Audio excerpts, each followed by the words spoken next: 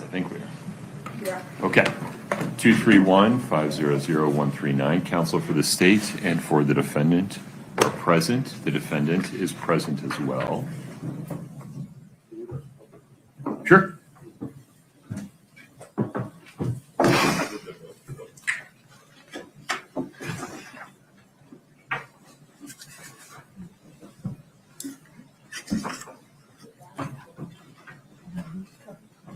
I just need to not spill it.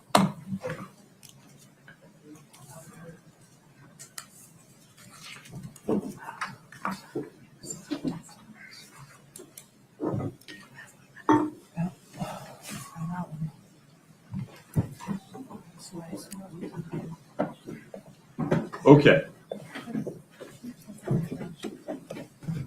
Lots to cover. Ms. Nestor, I appreciate the email you sent earlier this morning. Should we start with the O'Driscoll interview? Okay. Does that make sense? Yes, sir. Okay. So this is docket 1163, which is the state's motion regarding portions of the O'Driscoll interview as clarified by docket 1555 and Ms. Nestor's email of this morning. Let me get there with you. And I left both of those items on my printer. I'll be right back. You can stay seated. Thank you.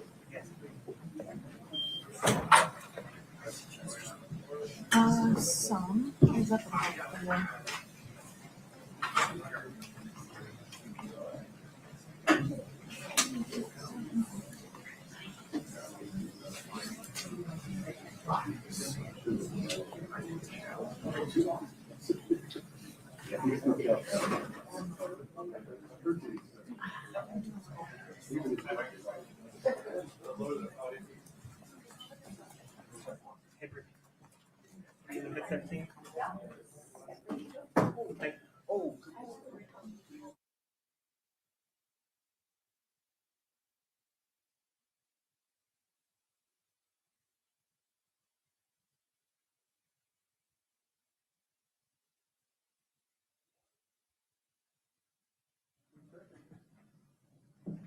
Have a seat. Thank you.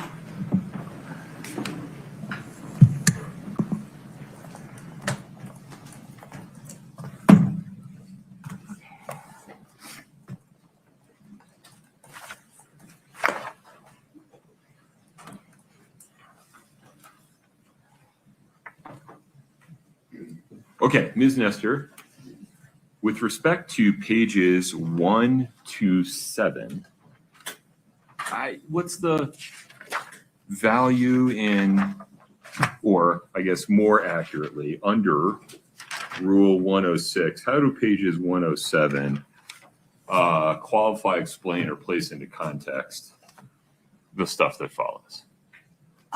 Mainly because he gives the reason why the whole interview is happening, like what he's doing there and why the interview is happening, and from his perspective.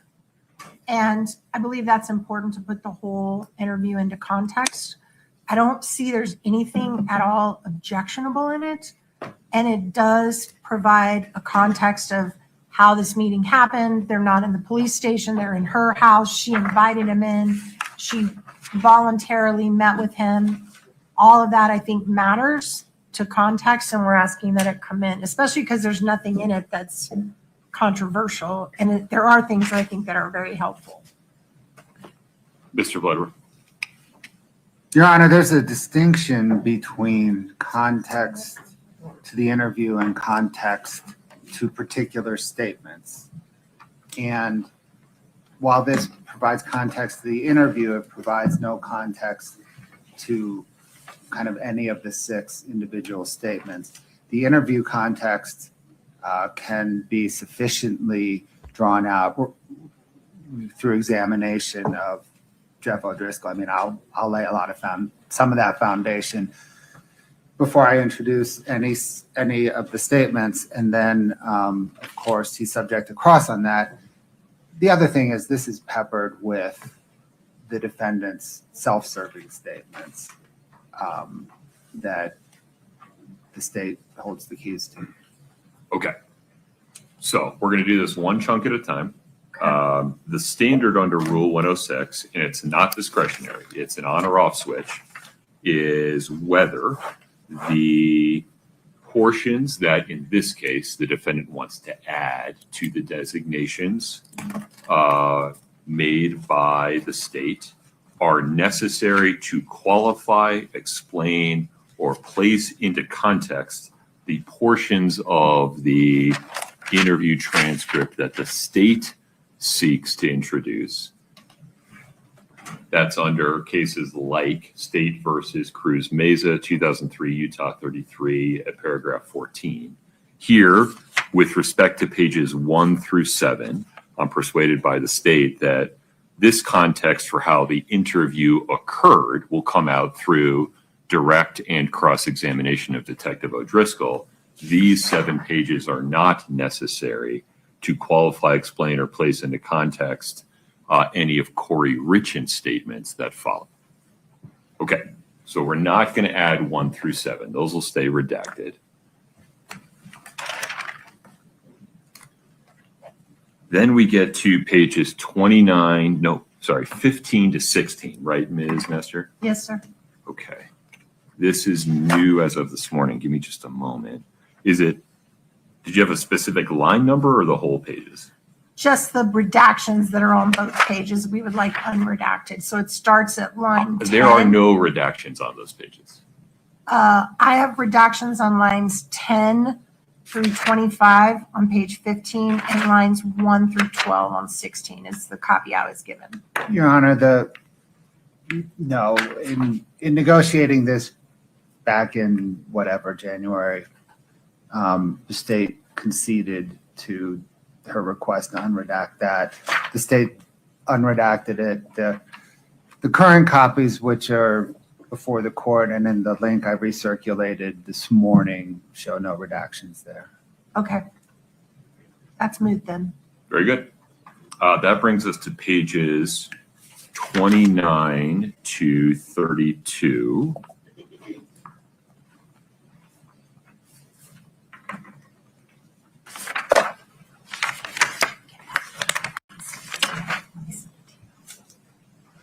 We want to use those versions. So here we have Ms. Richins making references to Eric going to jail and Cody's involvement in that situation. Ms. Nestor, why is this necessary to qualify, explain, or place into context Ms. Richins' statements in other parts of the transcript? Give me just 1 second, Your Honor. Sure.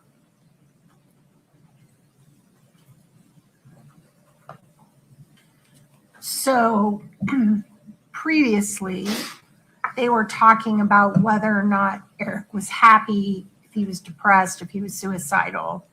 And as a flow, an arc of that conversation, she then goes into the question O'Driscoll asks is, okay, anything else regarding his mental health history? That's line 3 on page 29. She answers, no, not really. But then she goes into like there wasn't generally, he had his struggles. He was stressed. And then she explains how he was stressed. So I think or why he was stressed about his relationship with his business partner. I do think that completes the answer to the question. It completes the entire subject matter of the conversation. It's actually evidence that has already come in as far as no longer being objectionable. This all came in Cody's testimony. So we would ask that it be put back in. So I think you have fairly characterized everything through page 31, line 3. After that, though,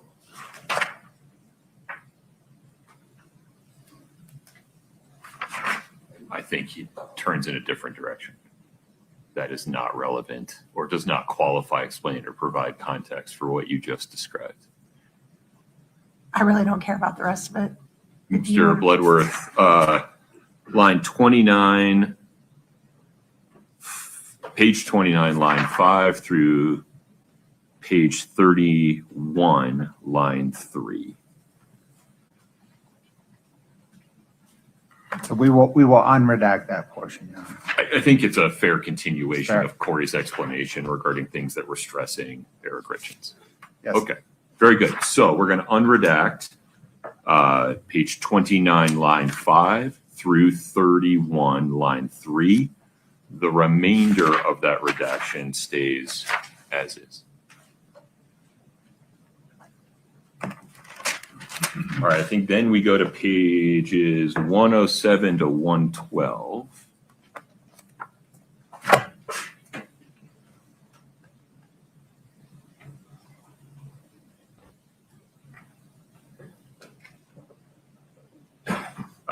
Help me out, Ms. Nestor. I wasn't quite following defendant's position on this. Okay, just 1 second, Your Honor, I'm sorry.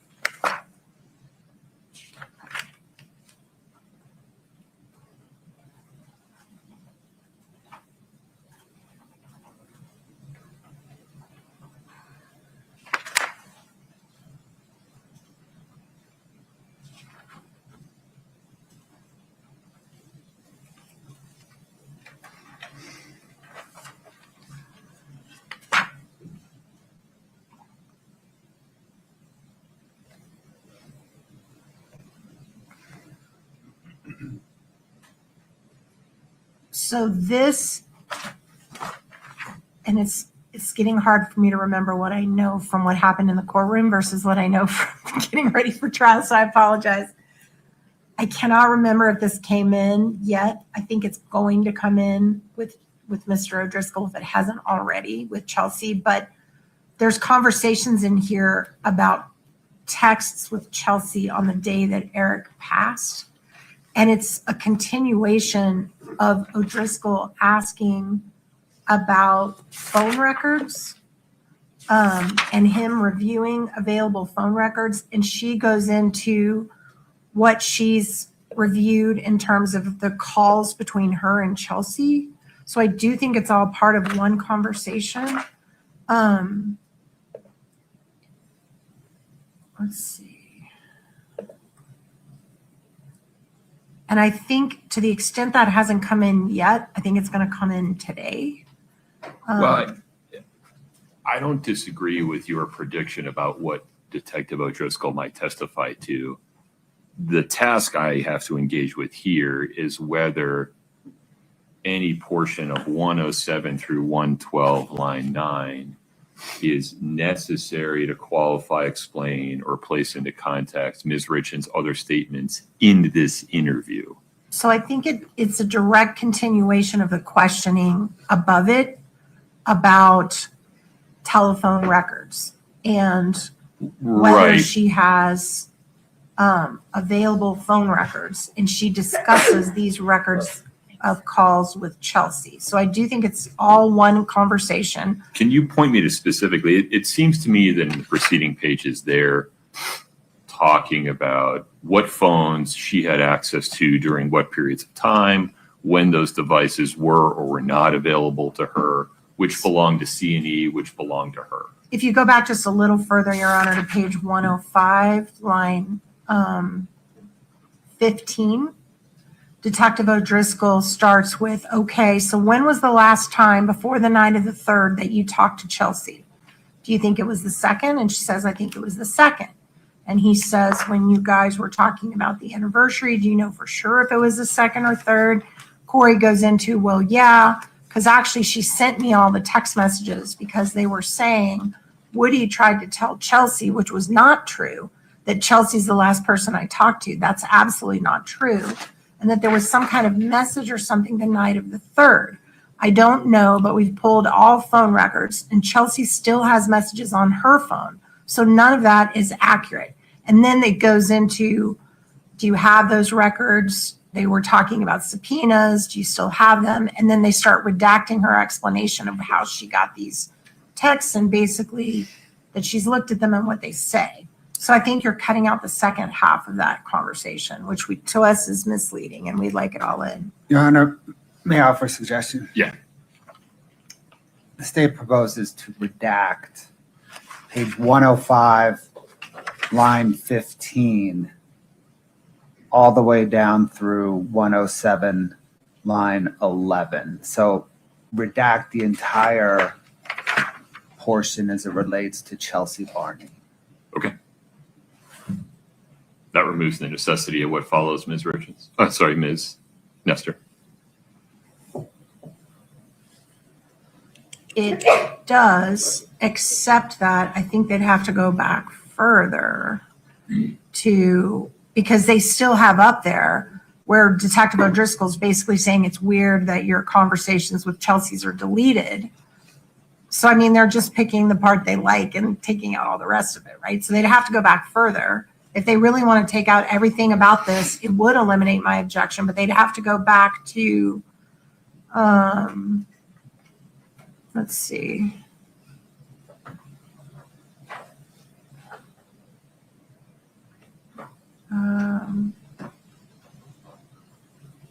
So why don't we go up to 105, line 3?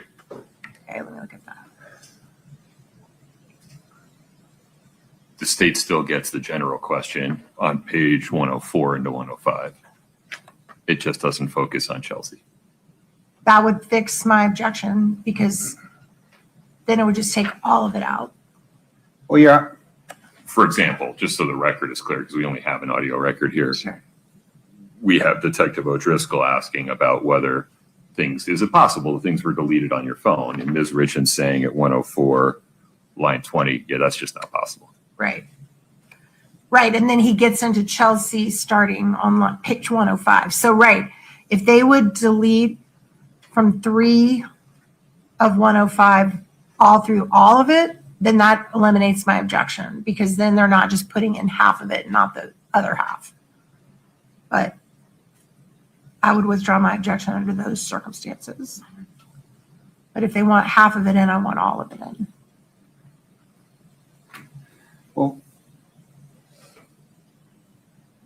okay, Your Honor, I think we're narrowing in on this, but I don't think we're there yet. Okay. I think the defendant raises Chelsea, right, at page 105, line 8. It wasn't Detective O'Driscoll. So I think the redactions should begin Oh, I see your point. at Line 15. Right. She's using recovery of information on Chelsea's phone as an explanation for why she wouldn't bother to delete anything. Correct. Okay. And I think So- there's a distinction between, right here, I think at line 15 is the tipping point where there is a statement about deletions. Right. And then at line 15, it tips into a discussion about text messages with Chelsea in particular. That's fine, Your Honor, if you want to start at line 15. Okay, so we will add the following redactions. We will redact line 105, page 105, line 15 through 107, line 11. And that resolves defendant's request to unredact pages 107 through 112, line 9. Scott, I went kind of fast there. Did you get that? Yes, Your Honor. We have someone else listening in. Okay, very good. All right. Anything further on that, Mr. Glover? No, sir. All right.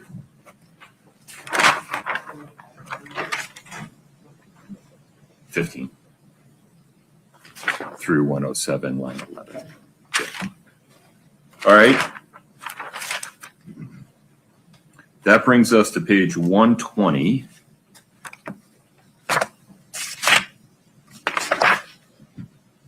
Line 24.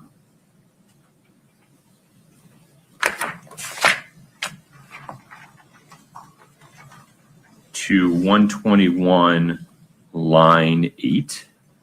This is Kouri Richins giving Chelsea's phone number to Detective O'Driscoll. I didn't follow how this relates to a prior statement. Just 1 second, Your Honor, I'm sorry. So all this stuff above that is redacted, right? Are you looking at it? Yeah.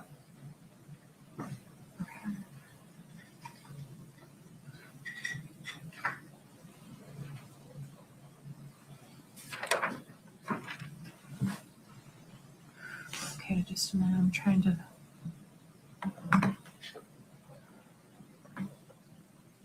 "24 through line 121, line 8.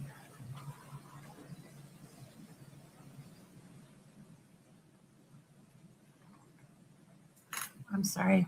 I'm getting a little bit lost. Just give me, let me No look problem. at, let me look at my notes that I did just one more time. So right now we're looking at the 120, line 24 through 121, line 8. Please. Okay, I got it. Just one second.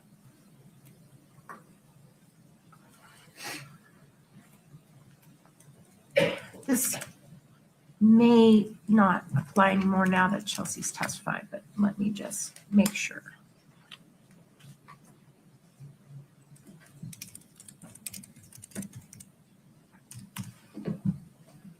We'll withdraw that one, Your Honor. Okay. Then let's go to page 125, lines 6 through 16. I genuinely don't know why defendant wants to unredact this. This, we have worked real hard to keep this out.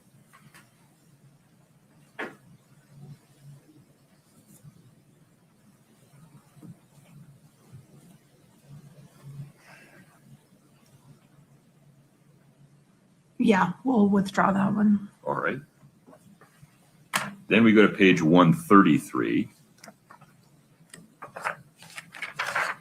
beginning at line 12, and it goes through 141. Okay. My notes reflect that this is a discussion regarding law enforcement officers and Kouri Richins taking all computers related to C&E and maybe some others, and Kouri having access to the garage and office at the Richins home. How does this qualify, provide context for Ms. Richins' other statements in the interview? Just a minute. I'm trying to see where their redactions start and end on either side. So give me one second.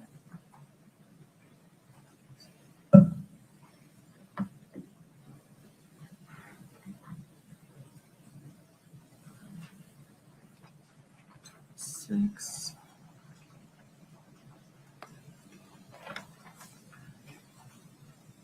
Three. One.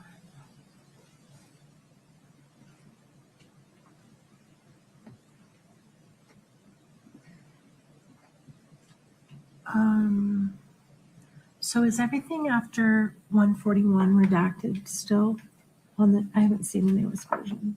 Everything after 141 is redacted still. No, there's some unredacted portions beginning at page 167. The statement before this redaction that we're discussing is the defendant's statements as it relates to life insurance. The statement after this redacted portion we're discussing is the defendant's statements as it relates to the trust. And the piece that we're redacting relates to collection of C&E computers, which in the state's view under 106 is not context to either the preceding or the subsequent statement. 133, line 12 to 140. That looks accurate based on my review, Ms. Nestor. I think most of this has come in now, so I'm just making sure that there's nothing.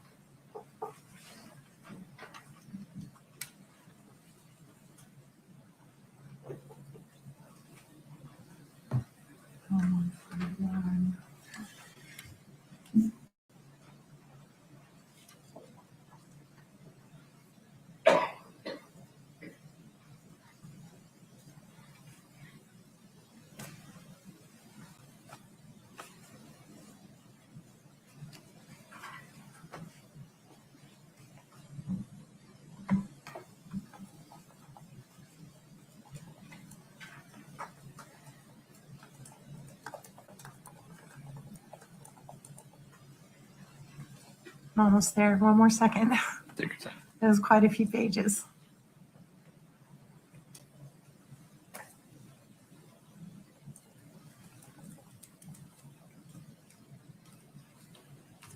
That's all come in, Your Honor. We don't need it anymore. All right. So defendant's request to add pages 133, line 12 to 141 is withdrawn. Then we fast forward to pages 174 through 184.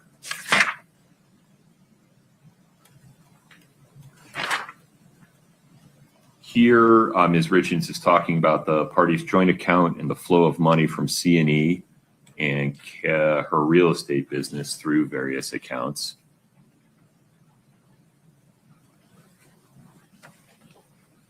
Right. The immediately preceding statement is regarding the trust. The immediately following colloquy seems to be about life insurance policies. Yeah, just a minute. So this is 10 pages. I also think most of this has come in. If you can give me just a moment, Your Honor. Sure.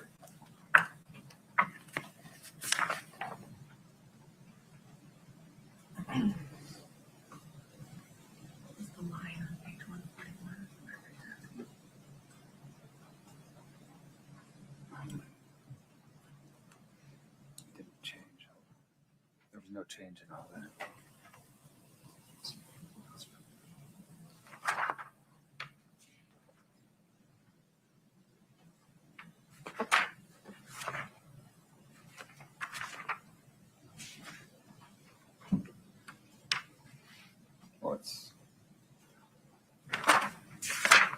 There is no break at 141. The redactions continue until 1.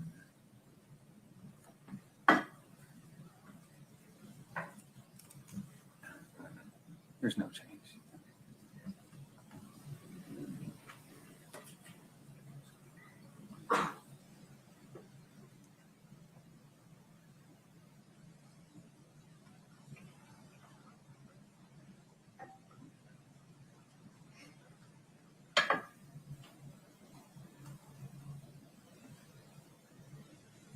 I think that all came in, Your Honor. We'll withdraw that one. All right. And then finally, page 213, line 25 through 215, line 6. This immediately follows a statement by Ms. Richins regarding Eric knowing about the HELOC and consulting a divorce attorney, and him knowing about that based upon statements made by his family members. I'm not sure. Forgive me, I misstated that. It immediately follows a statement by him about knowing about the HELOC. And then Ms. Richins talks about how he knew about that was because his family members told him, and then he went and consulted with a divorce attorney. Right.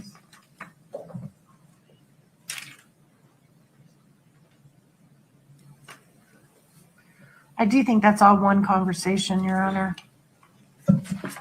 where they're talking about how he I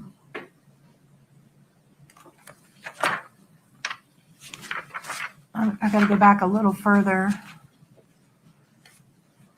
They're trying to say what they're accusing her of and how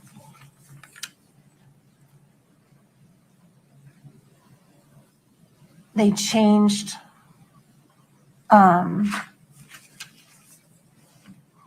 I mean, that's all one conversation, I think. I stand on that Tell request. me why Ms. Richins doesn't pivot away from what Eric knew to what his family members were doing to her.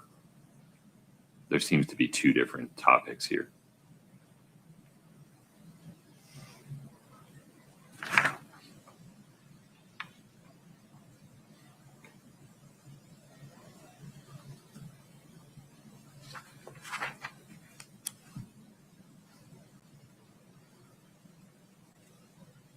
Well, I think this is all connected to the HELOC. I mean, Ms. Benson testified early on in this case that the HELOC was what precipitated the meeting with the divorce attorney.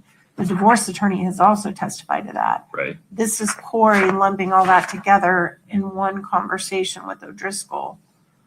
So I do think this all should come in context. I just think it's all connected to the beginning of the conversation where they're saying that he was unhappy about the HELOC and that he had been meeting with someone about a divorce and that Kouri was unaware of that and that she learned about that later from the family. So I think that's all connected. I would ask that come back in. Mr. Bloodworth. Your Honor, the preceding statement, which is the statement the state seeks to isolate, is the defendant's statement regarding what she knew about the HELOC. In the redacted portion, she then pivots to divorce attorney discussion, which is in her statement separate and distinct from the HELOC discussion. It has come out in trial that the two are connected, but in this statement, it is a distinct statement through the course of this interview. Just in terms of ending that, Kouri Richins. Yeah, I think it seems that Ms. Richins' sentence that begins on 213 line 22 doesn't actually end until 214 line 2. It looks like maybe she and Detective O'Driscoll talked over each other in that point. It would seem appropriate to end it there and then redact the rest. So just to unredact 213 line 25 through 214 line 3. Agreeable. Okay. That's the court's ruling, Ms. Nestor. Understood. So we're going to unredact page 213, line 25 through 214, line 3. Okay. I think that handles the parties' positions regarding the transcript of Detective O'Driscoll's interview with Ms. Richins. Mr. Bloodworth, anything else on that? No, Your Honor. Ms. Nestor? No, sir. Okay. So that brings us to the jail calls. This was originally filed as docket 1165 by the state. It's further characterized by docket 1555. We're just going to have to go through these one at a time. As a matter of mechanics, Mr. Bloodworth, these will come in through Detective O'Driscoll.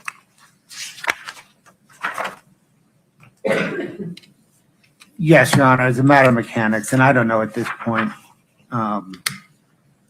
if we're going to introduce them all through Detective O'Driscoll on direct. In fact,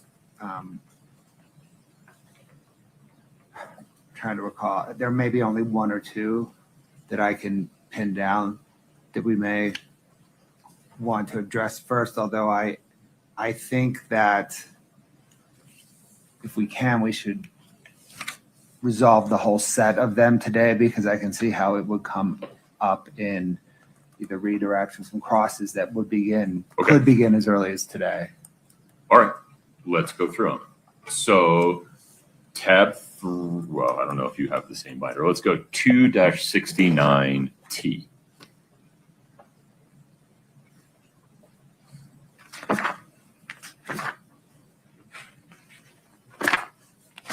Your Honor.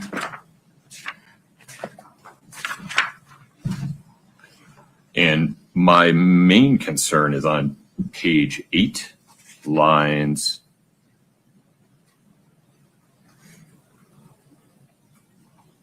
6 through 18. Sorry, Your Honor, I'm just pulling it up. Which one are you looking at? Can you give me the number again, sir? 2-69T. Okay, got it. And what portion are we looking at? Well, the court's concern, based upon the content of the unredacted portions that the state seeks to admit, is page 8, Lines 9 and 10? especially. Yeah. Although,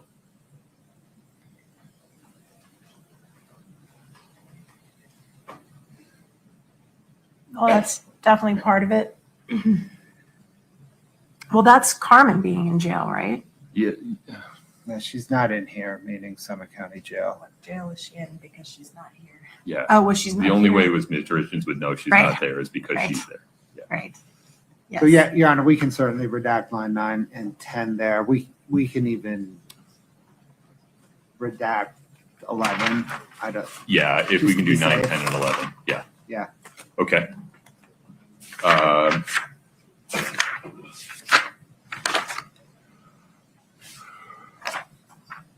Ms.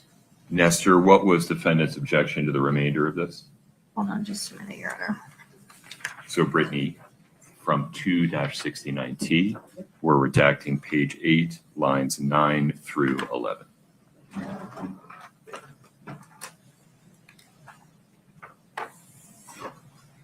I think that was my objection to this one. Okay? Let me just make sure.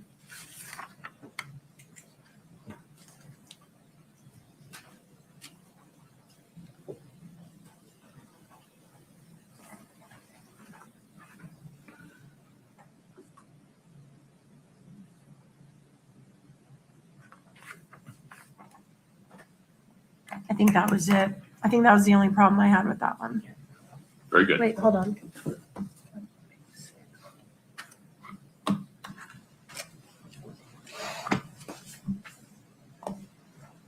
That's Carmen. Okay.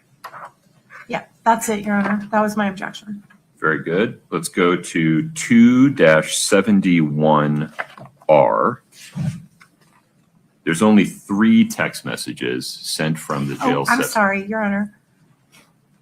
Oh, never mind. They redacted it. Okay, I apologize. Please continue. 2-71R. These are text messages sent from the jail system. The state seeks to admit 3, right? Yes, sir. It's the ones from May 24 at 9:50, May 24 at 10:02, and May 24 at 10:03. Correct. Okay. So we have a couple of objections to this one, Your Honor. It looks like they have made all the redactions that we requested that indicate it's jail-related. So those have been resolved. However, this is a correspondence between Kouri and her brother. And the brother's asking her, did Eric ever talk about suicide? Right. And she's repeating things that Eric said to her, which would be hearsay. Also, I believe the brother's statements are hearsay. Well, all of the non-Kouri Richins statements are going to be hearsay if they're accepted for the truth of the matter. Right. So that's Well, an but issue. they're specifically trying to admit what Eric said for the truth of the matter. So that's the concern that I have. She's like double hearsay. I know Kouri's statement isn't hearsay, but when she relays what Eric told her, that is hearsay. So that's our objection to this one. Also, we just don't see the relevance. There's no, You don't see the relevance of whether Mr. Richins ever spoke about suicide. I don't think either side is making the allegation that he intentionally killed himself. That's never been said by either side. I think the state is seeking to prove affirmatively that he did not. So I think we can put relevance aside. It's certainly relevant. Okay. Mr. Bloodworth, talk to me about the hearsay. Put the brothers level aside. It's the truth of Eric's statements to Kouri as related by Kouri. Kouri's level, categorically not hearsay. It's the Eric Richins level.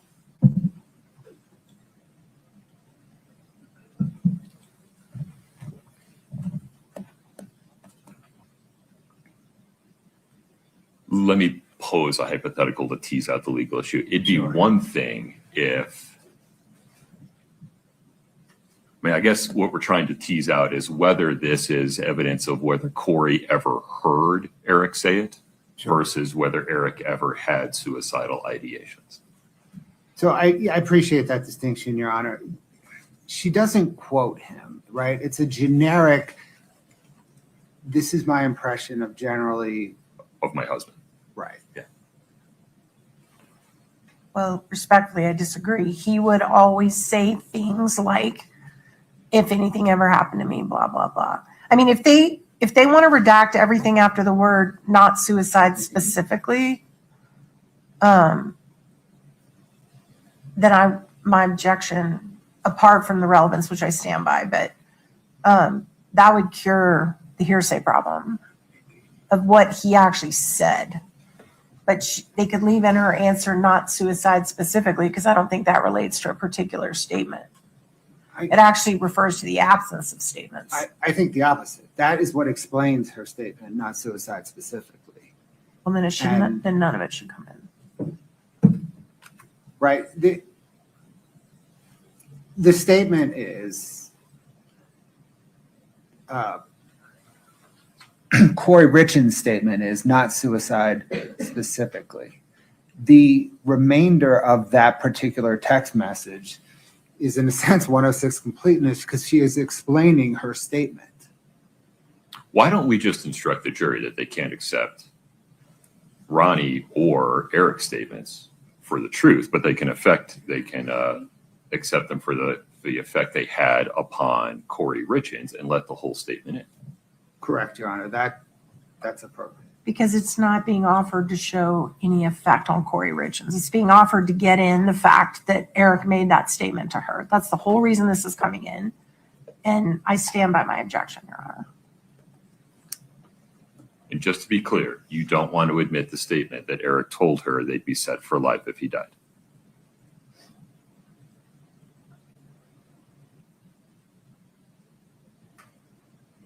No. Okay. All right.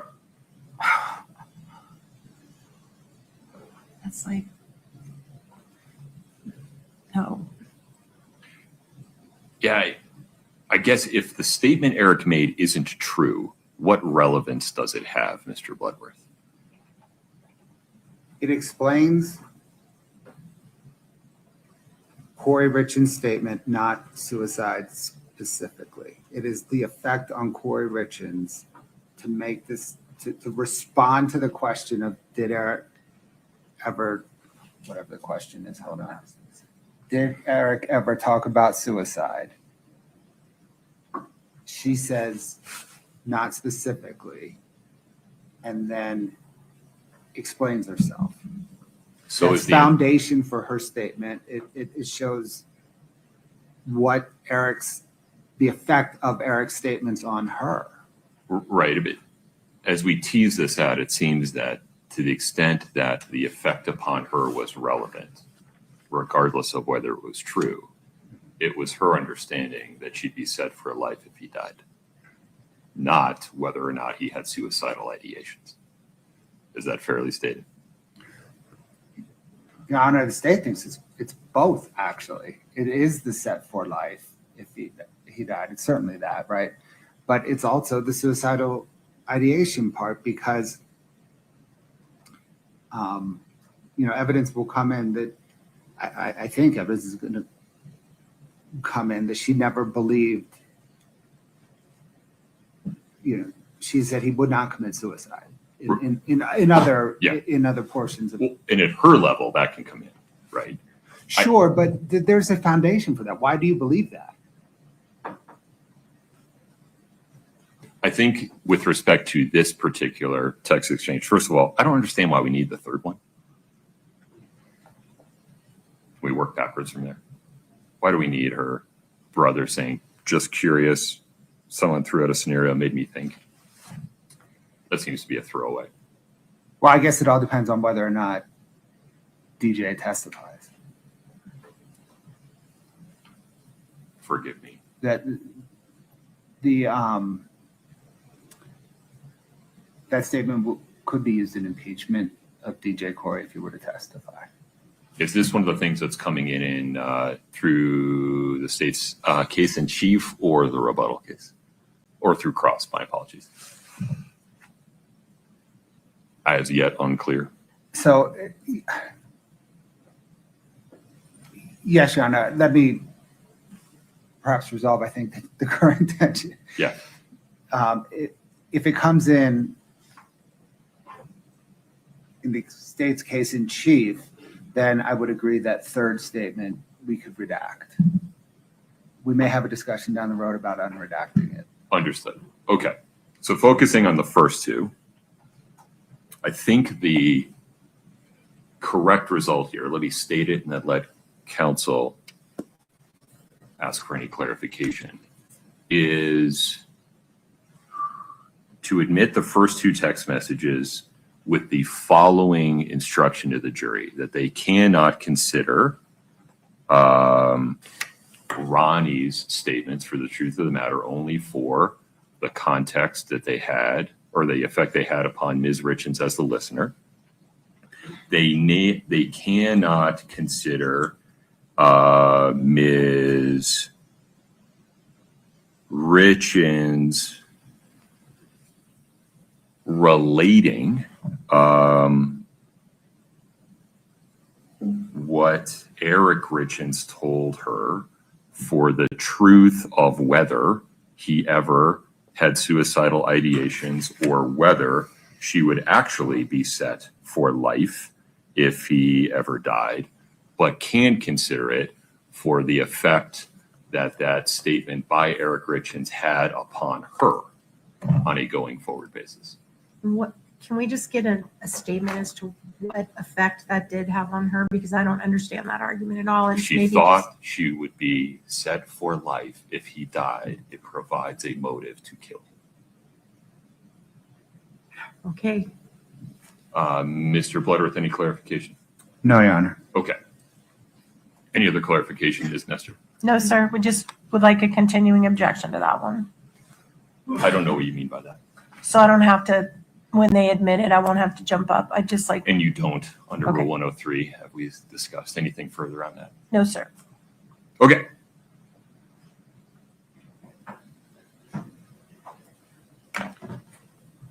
Scott, Yes, Your Honor. would you initially redact the message from Ronnie at 5:24 at 10:03? Just curious. I watched something, etc. I think it's from DJ. Oh, I'm sorry. You're right. That's from DJ. For now. And I can pause for a second if my description was inappropriate.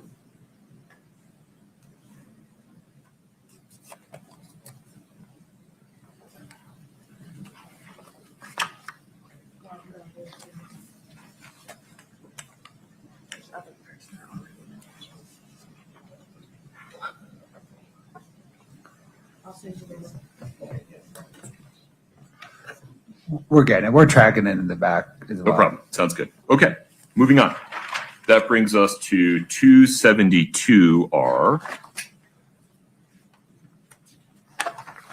As I understand it, it's 5 text messages from 5/31/2023 at 7:14 to 5/31/2023 at 7:24.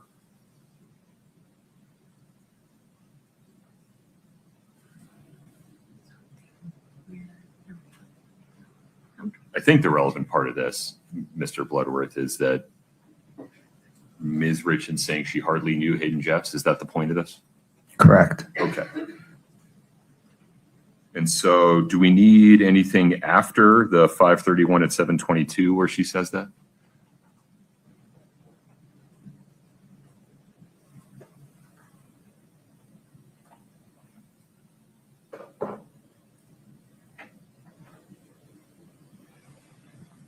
So you're referring to the last two of those texts? Yeah. We can redact those. Okay. Wait, I'm sorry. Which ones?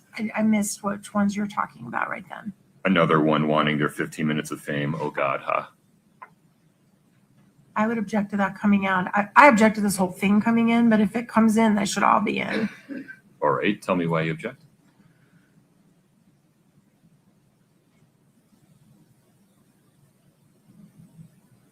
I don't understand the relevance of this at all. So we have testimony that's come out that Kouri Richins had a telephone conversation with Hayden Jeffs regarding the topic of fentanyl. Here she's saying she hardly knew him. It's probative of their relationship. They don't talk about that at all in here, though, about any conversation that But she had she with him. talks about hardly knowing him. Your Honor, we just stand on a relevance objection. Okay, anything else? No. Okay. This is relevant to Ms. Richins' knowledge of or disclaiming knowledge of Hayden Jeffs. And do you want the whole thing, Ms. Nestor? Yes, I do. All right, we'll leave it as is, Mr. Bloodworth. Yes, sir. Okay.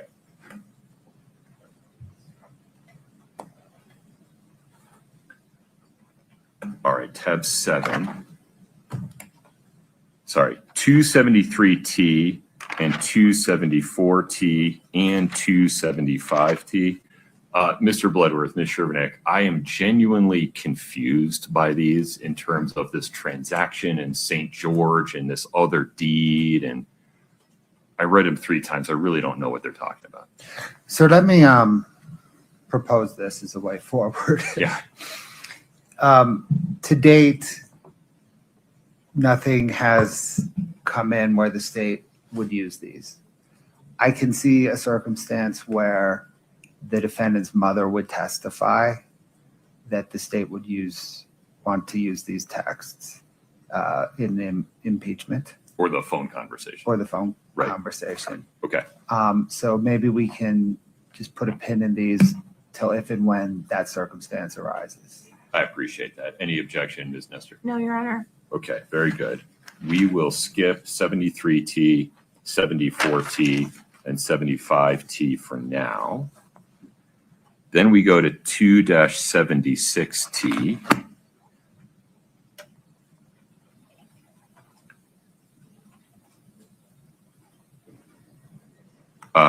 With respect to this one, the defendant objects to redacting lines 2 through 8 on page 7. Under Rule 106, in the court's view, Lisa making a comment about a corrupt police force is not required to be included under Rule 106, but Ms. Richins wondering if Detective O'Driscoll didn't relate part of his conversation with her to the prosecutor. That seems to provide context. It wasn't the corrupt police force comment I'm interested in. It's Kouri's. So I don't have a problem with that staying redacted. So I think if we just focus, Mr. Bloodworth, on page 7, lines 4 through 8.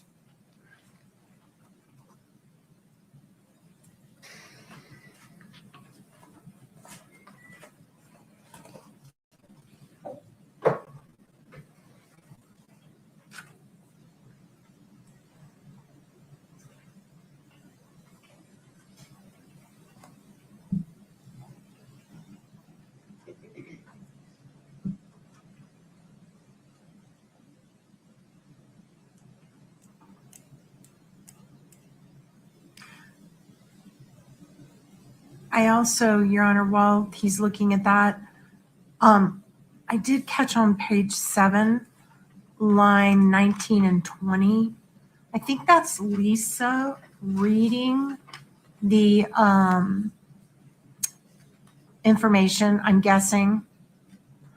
And that's the hearsay the court's done an in limine ruling on page line 19 and 20 on page 7. That also, just that one little part needs to be redacted. He later told his friend he thought Kouri tried to poison him.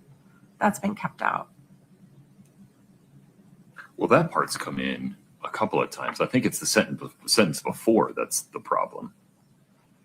Because that's part of what the state has to prove, right? Actually, both of Yeah. those. I So- think they both come in. Forgive me, have we gotten the detail of The only thing that's come ate in. the sandwich, broke out in hives, had trouble breathing? No. That detail has come in, I think, in the context of, well, Ally Staking's testimony about what they were joking about. Yeah, I think it's certainly ate a sandwich. Had a reaction. Was she that specific? I genuinely can't remember. No. We can, hopefully somebody in the back scrambling right now Take a look. to get that portion of the transcript. I also think it's coming in a text message as well. There's the June text message, right, where Ms. Richins is, I forget who the recipient of that text message is. Chelsea Barney. There you go. Is talking about, they're saying I gave him a sandwich on that day. And Right. It's correct. It's the defendant saying, I was with him when he ate. I gave him the sandwich for lunch. He didn't break out in hives. He didn't use an EpiPen. that's right. Okay. The concern I have also is it says he later told his friend, which is Cody or Case, one of Well, he those. doesn't say that. And we've already got testimony that there was a conversation in which he told a group of people that she tried to poison him. Jokingly. Well, whatever. This is referring to telling his friend, because his friend was not at that conversation. His friend would be either Cody or Josh, and that's been suppressed. Yeah, I don't think that we know to draw that connection, but the jury wouldn't. I don't think we can risk that, Your Honor. I mean, there's a reason you made that ruling. We should stand behind your ruling. I am standing behind it. Let's take this one piece at a time. Mr. Bloodworth, line 7, can we please add in any objection adding back in lines 4 through 8? Sorry, page 7, lines Page 7, 4 lines through 8. Yeah. No objection to adding that back in. Okay, so we will remove the redaction in 2-76T of page 7, line 4 through 8. Then, Ms. Nestor, what is defendant's request with respect to lines 16 through 20? Your Honor, all we're asking is at Lisa Darden's statement, which starts at line 16. And then the next question is, when Eric ate the sandwich, he immediately broke out in hives, had trouble breathing. He later told his friend he thought Kouri tried to poison him. We're asking to redact that whole comment of Ms. Darden. Mr. Bloodworth, the state's response. Your Honor, I think just as some context here, Lisa Darden is reading from, I think, it's the interrogatories in the civil case. That's why she uses the word question. The important part from the state's perspective is Kouri Richins' response there, ridiculous, right? So the preceding paragraph is necessary for the effect on the hearer. I think the court can instruct around any any hearsay problem about considering it for the truth of the matter asserted. Okay. Defendant's request to redact lines 16 through 20 of page 7 of 2-76T is respectfully denied because that information, that Eric ate a sandwich, that he broke out hives, had trouble breathing, later told his friend non-specifically who that is, that he thought Kouri tried to poison him, all of that has already come in through other sources of evidence. That will not introduce any new information to the jury if they were to fail to follow the court's instruction that they cannot consider the non-Kouri Richins part of these conversations for their truth. Your Honor, can I just also, while we're just making the record, we would also ask that lines 9 through 13 be redacted on the same grounds. I understand your ruling, but I just want to make a proffer that we'd also want redacted. So they're saying just a few days later, Valentine's Day, Kouri made Eric a sandwich and placed it on the seat of his truck along with a supposed love note. I don't believe that has come in. I respectfully disagree. I don't think it's ever come in. He had trouble breathing. And I just want to make a record on that. But I understand your ruling. Okay. Let's see. I think that handles 2-76T. let's go to 2-77T. Defendant objects to redacting the following two sections. Line 20, page 21, lines 14 through 25.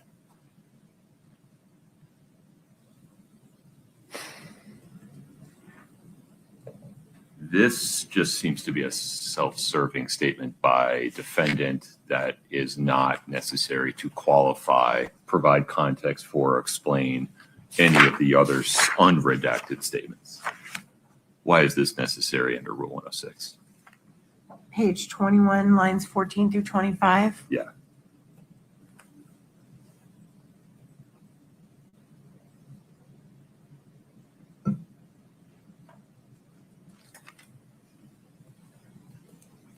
Let me check and see when they.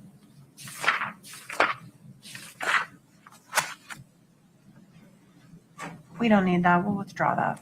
Okay, thank you. And then, same exhibit, 2-77T. Please go to page 25.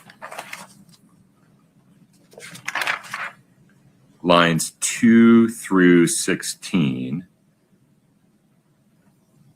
I'm not sure why this is Rule 106 material either. It is almost entirely Ronald Darden statements with just Ms. Richins making non-substantively responsive comments. Why don't you sit at the table? Sit here. I need your help. Yeah. So, for example, where does all the notes are? What's been done so far? Okay, I don't need anything above line 14, but line 14 is the beginning of her sentence that starts on line 17. Okay. So we need 14, 15. I don't really care about 16. It doesn't, I think he's talking over her, but 14 and 15 is the beginning of the sentence that they start with 17. And I- what's the problem with lines 17 through 19? What page? This is Kouri Richins' statement. She's saying her mother was telling her, so it's triple hearsay. It's her mom telling her what her mom read about what other people said. Okay, and then doesn't she go on to talk about that on the following pages?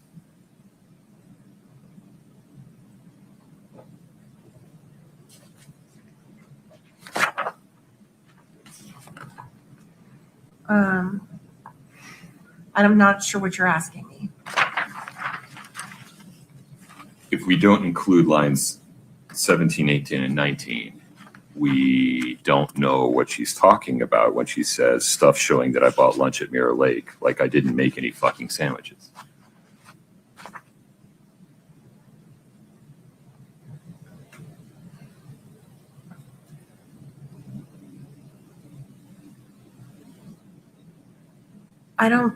It's context for what she's talking about I don't later.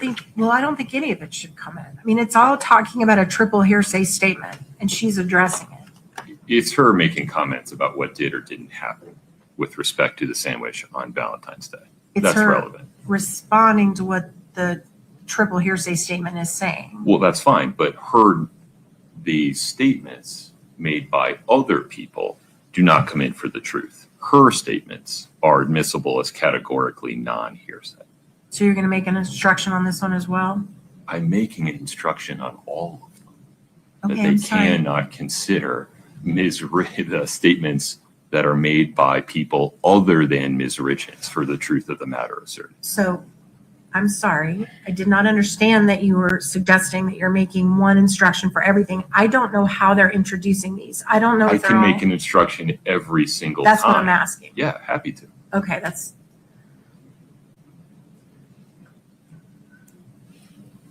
Any other objections regarding this? Your Honor, we don't think any of it should come in. We think it's all hearsay. We object to all of it. You're going to have to be more specific. Do you believe that Ms. Richins' statements are hearsay? Yes, because she is incorporating into her statements the hearsay statements that others are making about what happened in order to give her own explanation. So, yes. Okay. Any other objections? No, sir. Defendant's objection is overruled. Ms. Richins responding to questions posed to her by other hearsay speakers is categorically not hearsay. The court can instruct around the possibility that the jury might consider the statements of speakers who are not Ms. Richins accepting their statements for the truth of the matter. Mr. Bloodworth, anything further there? No, Your Honor. Okay, that handles 277T. All right, let's go to 278T.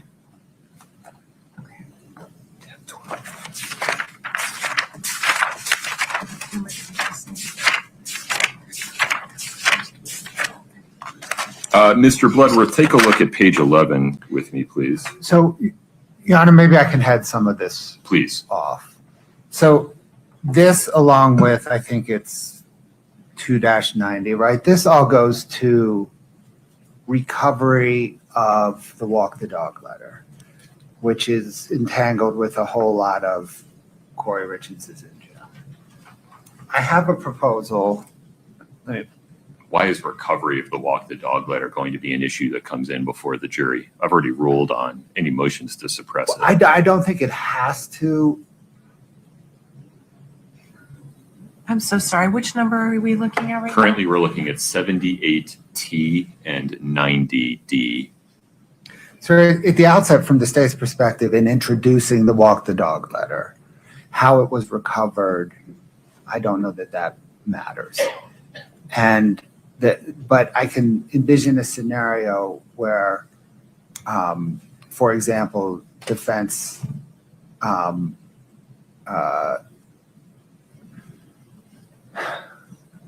the defendant has said that this 6-page walk the dog letter, it's been redacted down, but 6-page walk the dog letter was part of a 65-page fictional manuscript, and it was recovered from the middle or whatever of that manuscript, and the context of it, the context of the 6 pages is within the volume of a book. That is untrue, and we could prove that by proving how it was recovered. Let's go in order of events, though. In terms of Jeff O'Driscoll testifying about the walk the dog letter. Go ahead. Here's my proposal. Please. I would like to show Jeff O'Driscoll a copy. Is this an accurate depiction of a 6-page letter to Lisa Darden written on either September the 12th or 13th, 2023, that investigators recovered on September the 14th, 2023, from a book that was among Kouri Richins' personal possessions? Any objection, counsel? Rather than bringing in, so the idea would be he's not going to bring in 278T and No, just we'll start there, and it will inform what we do with 78T and 90D. So the way he just explained that answer, I don't know what I could object to. Well, if you object to foundation, you're going to create a problem. So I just need to have what he's proposing is that question be non-objectionable based on foundation by stipulation of the parties. Well, I don't plan to object to that question because I don't want to get into the fact that her cell was rousted. Right. So, I mean, I'm certainly not going to open that door. Okay. So if it comes in that way, as I understand it, there's no need for the state to use 2-78T or 290D in its case in chief. Is that accurate? Correct. Okay. Ms. Nestor, anything further there? No, sir. Okay.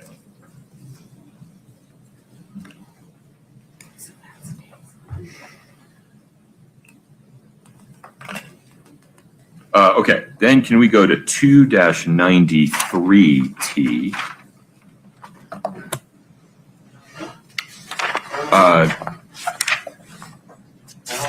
I think this is Ms. Richins talking about speaking with Ms. Bramwell and Heber. Just very briefly, Your Honor, I think they missed redacting the word jail call on the first page on this one. If we could just make sure they do that. On page 2? On page 1, the cover page, up at in the heading. Oh, I don't think we're showing any of the cover pages of any of these, right? I think they have the dates on them, so they may. Yeah, Your Honor, we did miss that. We will fix that. My apologies. Okay, very good. So jail call 1 will be redacted from the caption on page 1. Thank you.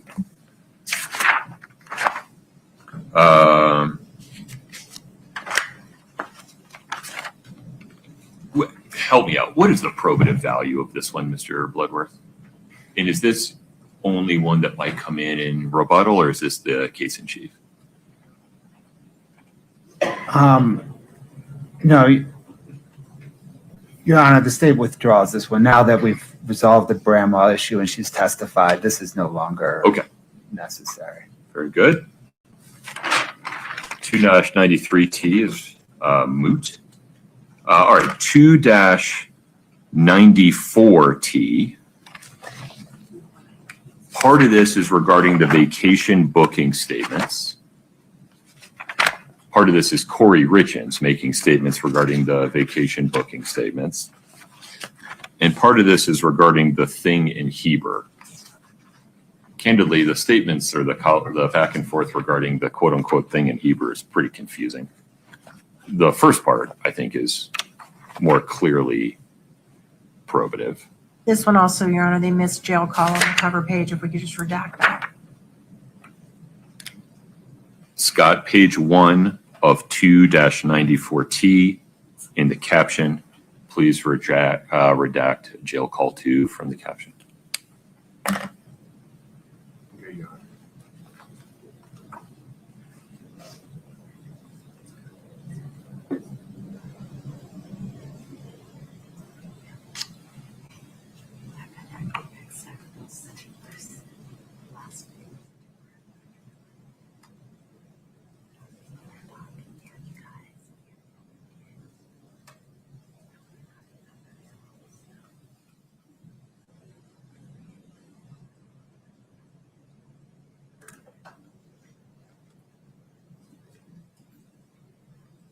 Your Honor, at this point, because of the way the evidence came in, the state will withdraw this one as well. I can envision some corner cases where we might want to revisit it, but for now, let's just set it aside. Very good.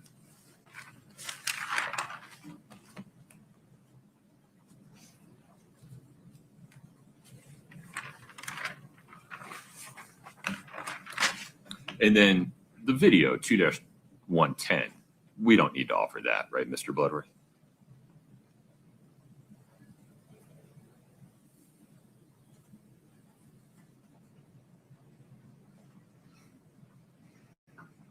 Sorry, sir, I'm just bringing it up. Oh, no, sir, that went the same way as 278T and 290T. Got it. Okay. Ms. Nestor, I think that resolves the state's docket 1165. Anything further on that, No, sir.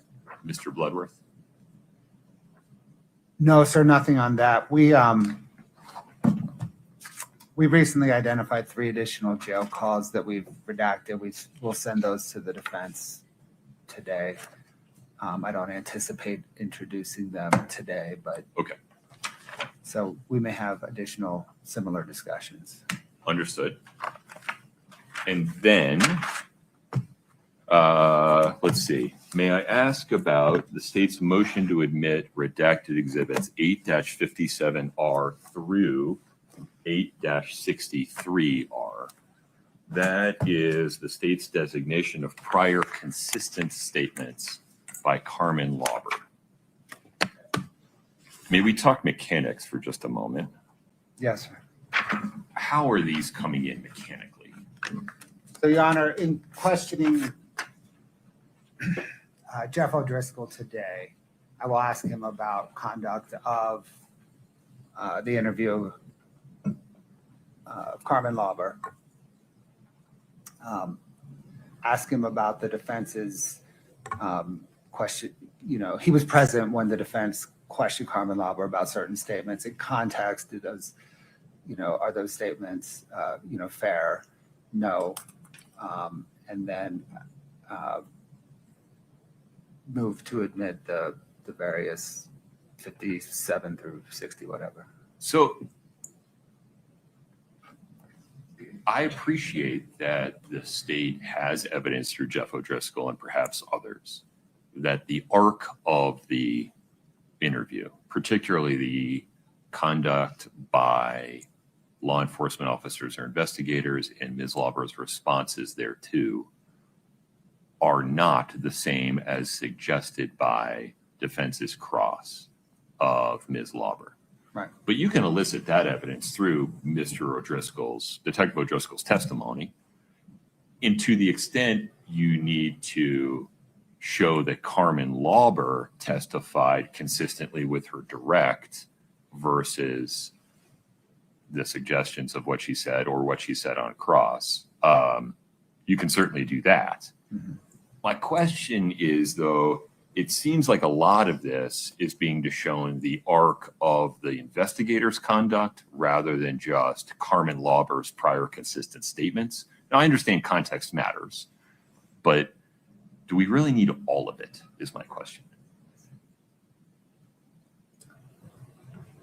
Your Honor, the state tried to narrowly tailor the amount of information. I think.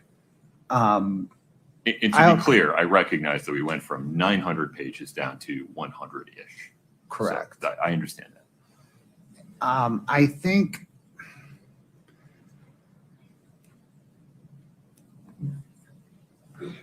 those 100 or so pages, narrowly tailored, are kind of the minimal amount to show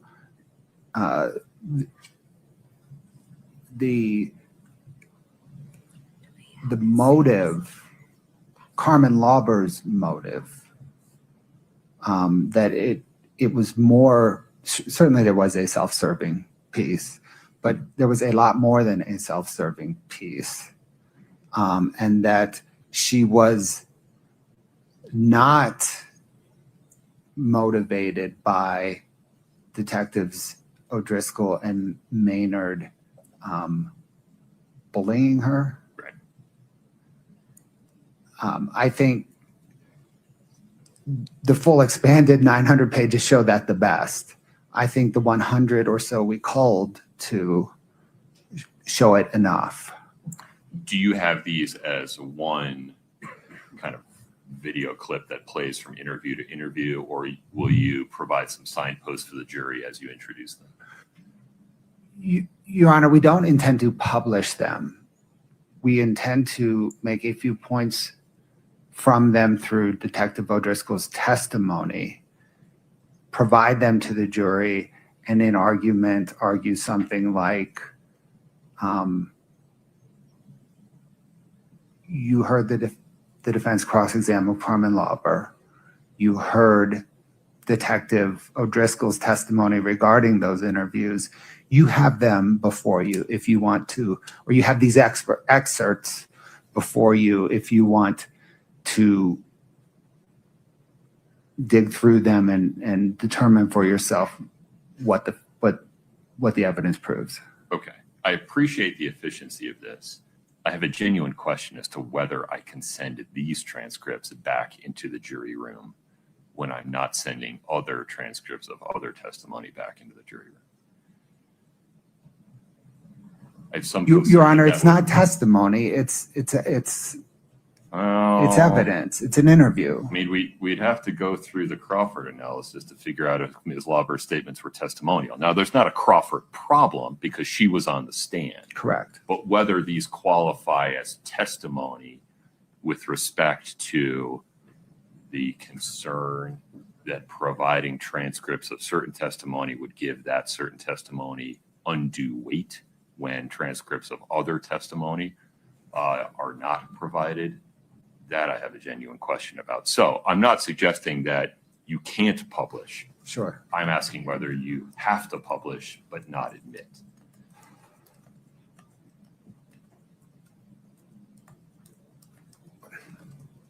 But she was in custody. She was being questioned by law enforcement officers. I think there's at least a reasonable question as to whether this would qualify as testimonial, quote unquote. I think two things, Your Honor. In some measure, that's why the state moved to admit the entire shebang. But I appreciate the need for efficiency. Right. The second thought I have is, to the extent that the defense wants to further cross-examine Carmen Labro on these, or Detective O'Driscoll or Detective Maynard, they're here. We can all recall them easily. I agree. Yeah, no, I agree with all of that. It really comes back to the issue of whether these transcripts go into the jury room. Publishing, you're right. You have the right to publish them to the extent you want to. I am not persuaded sitting here right now that they go into the jury room. So we don't have to necessarily reach agreement on that piece right now, but how do you want to proceed with Detective O'Driscoll on recognizing that they may not go into the jury room? Your Honor, that would alter the state's direct of Detective O'Driscoll, because we would end up publishing 100 pages of transcripts. You have him as video or audio though too, right? Well, right now we only have the transcript. We were waiting. Video editing is long and expensive. I see. And so we were waiting to nail down the transcript to then conform the video. Is audio easier? Do you have audio files? What did Ms. Sherrack is saying no. it's the video file is the audio file. I see. Okay. It's one. I see. So there's no distinction in terms of editing time between a video and an audio file. All right, pause there for a moment. Maybe I may be taking on more than I need to. Ms. Lewis, what's the defendant's view of this? Your Honor, I mean, we object to these coming in this way. I think that When you say this way, what do you mean? by publishing any of these transcripts, I think you're correct that the appropriate way to do this would be through direct examination of Detective O'Driscoll. They can certainly ask him questions to try and rehabilitate what Carmen Lauber said. Can ask him questions about what he said. They can't ask him questions about what she said. That'd be hearsay. I understand, but the problem that as they see it, if I understand it, is they're trying to put forth that she wasn't influenced by law enforcement. So they can ask questions of Detective O'Driscoll about that. But putting these in, I do believe is a Crawford problem. Well, hold on. I need you to compartmentalize the objections here. These are being offered as prior consistent statements of Carmen Lauber to rebut a charge of either recent fabrication or undue influence. I understand. So any objection under that rule? Yes, that should have come in under Carmen. During cross-examination, it's fully within our right to pick out portions of this interview. But you can recall her, right? I don't think that's our job to recall the state's star witness. They had her on the stand. I just asked you a yes or no question. Would you start there for me? Could we recall her? Yes, that is something that could be possibly done. I don't imagine what world a defense would do that. But And correct me if I'm wrong, you had the transcripts when you cross-examined her, right? yes, but so did they. And the appropriate way to do it would have been to try and rehabilitate her on redirect, which would have then given me a chance to go into other statements. They sought During to, cross. and I limited their ability to put in the whole 900 pages. That's not how you rehabilitate. You rehabilitate by asking questions. It's not by putting in an entire transcript. Well, you And- can do it, for example, by admitting prior consistent statements. And so I just need you to stay focused on that rule for a moment. I know I'm interrupting you. You're I don't understand how you think they were supposed to admit prior consistent statements. through testimony. That's not a prior consistent statement. The whole reason we have the prior consistent statement rule is because the testimony goes in a different direction, or there's a charge of recent fabrication or undue influence. Then you have the prior statement come in as substantive evidence. Only while she's on the stand. They didn't even attempt to question her about whether or not to pull out these portions to show, oh, look at, you weren't unduly influenced. Look at, you said this, you said this. Is that correct? Is that correct? That's how you would normally see this done. Then I could have cross-examined her. And I also want to point out that they have taken very small portions of this that leave out the portions of the interview where she is being influenced by statements of law enforcement. This makes it look like, I mean, they've cherry-picked what they want. And for example, I want to pull out the May 10th interview. I don't even understand why this would be coming in. All they've pulled out is a conversation between Ms. Whistler and Ms. Lauber that Ms. Lauber is supposed to testify before the grand jury. That's going to open up a whole door of speculation and what happened. I don't see how that has anything to do with what we're even talking about. And as I go through the transcripts, it's very much just what the state wants the jury to hear. I mean, if we're going to do this, which I think is completely inappropriate, this is a Crawford problem. This should have been brought in through testimony when Carmen Lauber was on the stand, so she could have been cross-examined.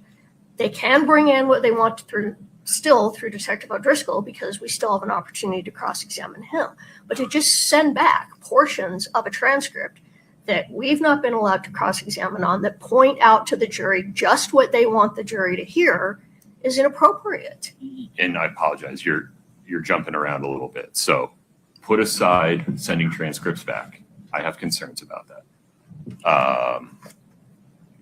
Do you have any law for the proposition that prior consistent statements can only come in through the witness that makes the statement? Well, I would point to a case. Let me pull it up again. I had it. Just give me a moment.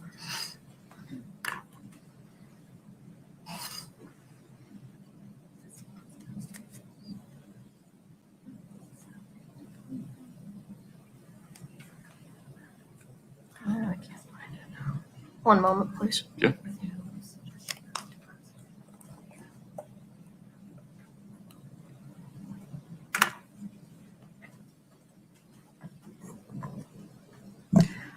It's 366 P 3rd, 867, State of Utah in the interest of JC. I'm sorry, would you give me the site one more time? 366 P 3rd, 867. And I direct the court to footnote 8. Okay. All right, so I understand your objection there. Tell me why you think it's a Crawford problem. You had the opportunity to cross-examine Ms. Lauber. You did cross-examine Ms. Lauber. You used part of these interviews to cross-examine her, to challenge her on whether she just asked the law enforcement officers, investigators, just write her statement for her. I don't understand what a lack of confrontation Ms. Richins has had here. Because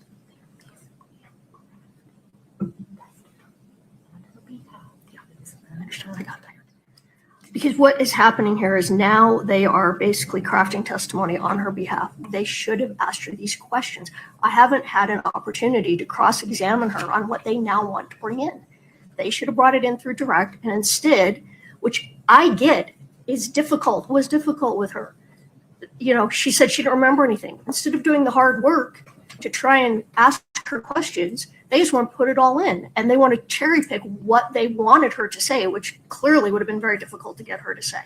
So the easy way is here. We're just going to hand you the transcripts that show you what we wanted Carmen Lauber to tell you, but instead, here, just read it without putting in the whole story or giving me a chance to go back and cross-examine her. And I think requesting us to recall her is burden shifting. That is not what our job is. That's not what we needed to do. They needed to take care of their witness when their witness was on the stand.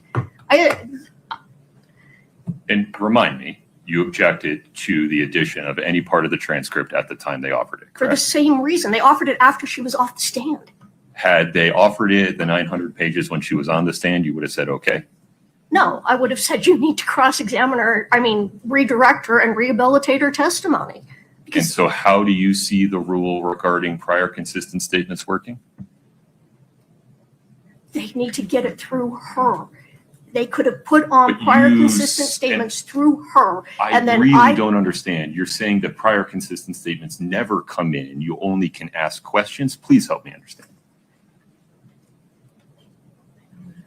I don't understand. I'm sorry, Your Honor. I really am not following what you're trying to say. I have never seen this done any other way than through a witness. That's why we have witnesses. If not, why have any witnesses? Let's just hand the jury all the evidence. Let's hand them all the transcripts of Well, no, former- be fair to how the rule works. Somebody testifies on cross-examination, defendant makes a charge of recent fabrication, and then the proffering party has an opportunity to offer prior consistent statements to rebut the charge of recent fabrication. I hear you saying, no, they cannot offer the prior statements. They can only ask more questions. They can offer them through the witness. They can say, is this your statement? And what if she says, I don't remember that? Okay, then they can refresh. What if she says, I don't remember that? Well, then it doesn't come in. Okay, I think that's where maybe you and I differ on the way the rule works. Do you have any citation for law that says, unless the witness remembers, these don't come in? Well, off the top of my head, I'd have to spend some time, but I would look at Rule 613 of the Utah Rules of Evidence that talks about,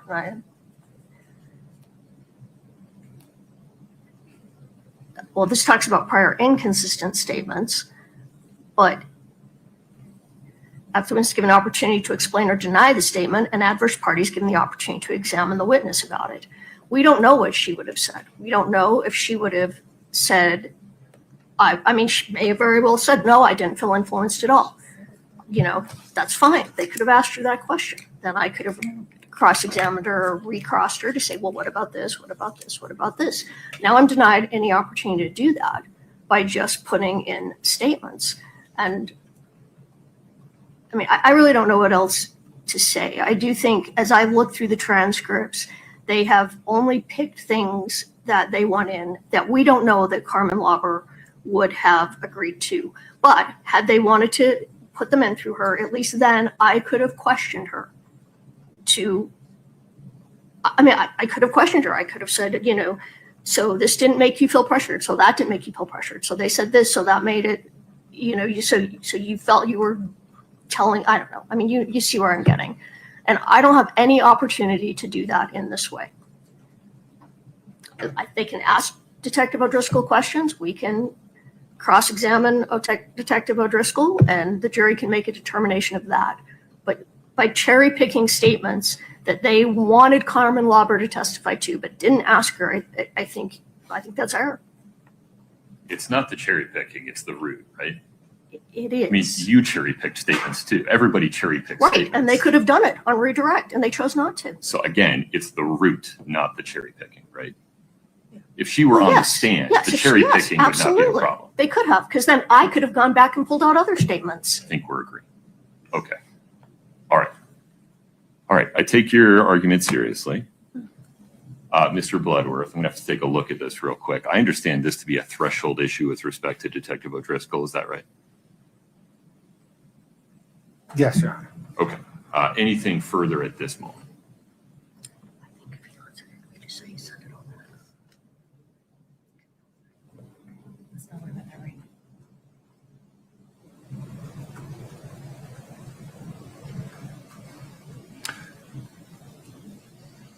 Your Honor, I'm pausing.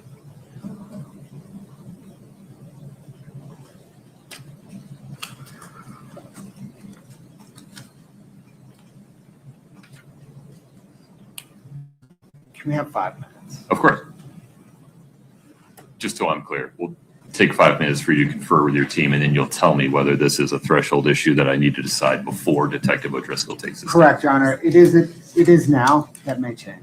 Okay, understood. We'll take a 5-minute recess. Thank you.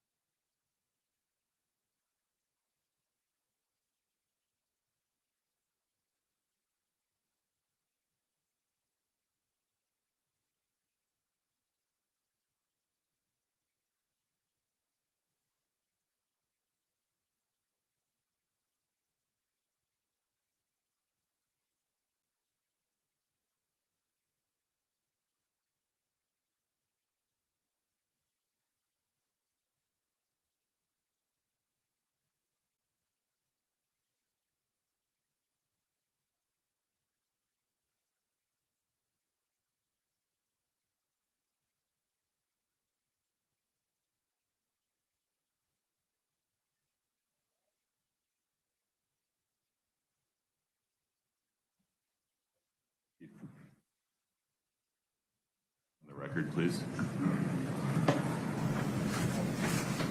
Mr. Bloodworth, before you weigh in, I need to fix a misstatement that I made while discussing Detective O'Driscoll's potential testimony. I made a comment in passing that he cannot relate Ms. Lauber's statements because it would be hearsay.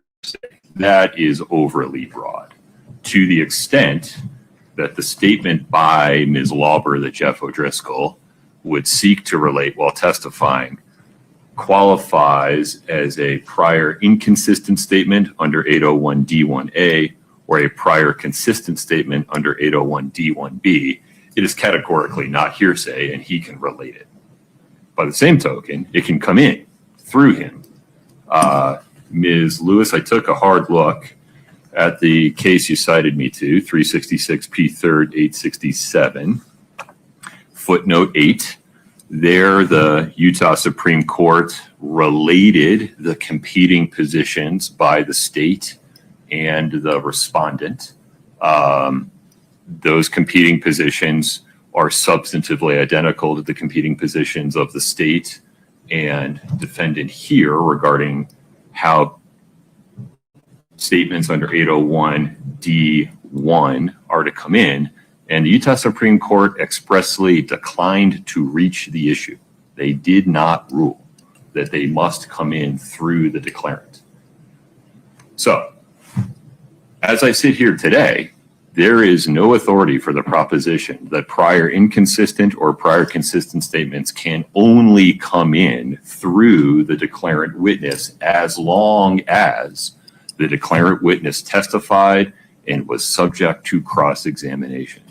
Indeed, it is defendant's cross-examination of Ms. Lauber that creates the foundation for admission of prior inconsistent statements based upon Ms. Lauber having not remembered or having forgotten, though that's not what the state is seeking to do here, and prior consistent statements based upon an express or implied charge that Ms. Lauber was acting from a recent improper influence or motive, to wit, pressure applied by, among others, Detective O'Driscoll, the U.S. Attorney's Office, agencies like that.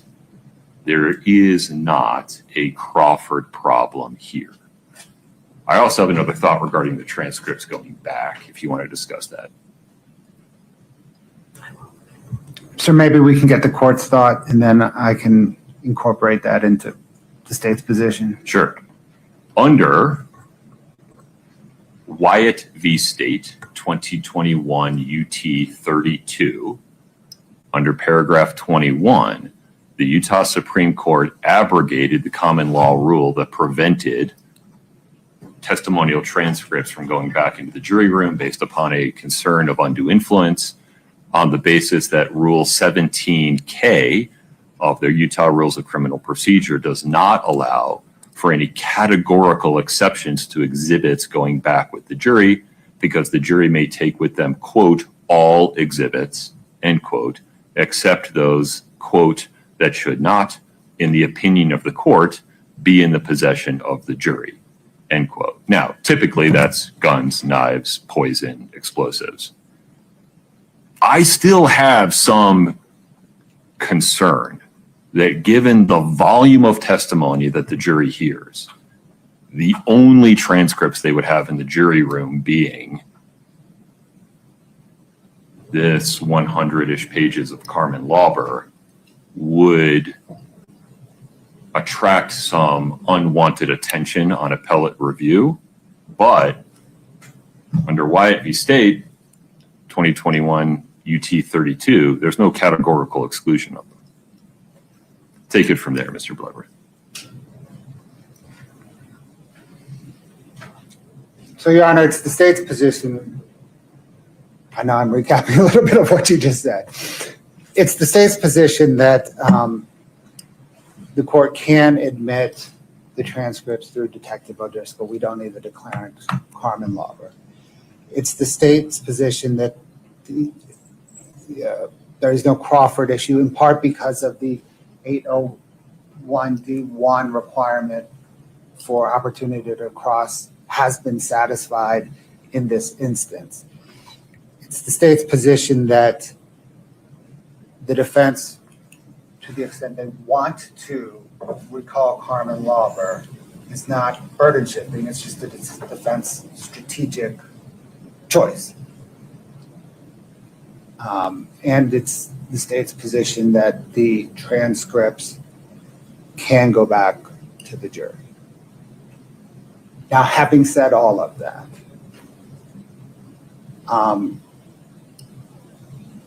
prophylactically and out of an abundance of caution, the state is trying to, through her attorney, recall Carmen Lauber, put the transcripts in through her, and then publish 100 pages of transcript. As much as the state thinks that is horribly, horribly inefficient and unnecessary. We've reached out to her attorney. I do not yet have an answer. Okay. This is a threshold issue for, I don't know, the midpoint of Jeff O'Driscoll's examination. So I propose our next witness is Chris Cochadimos to clean up some stuff from yesterday.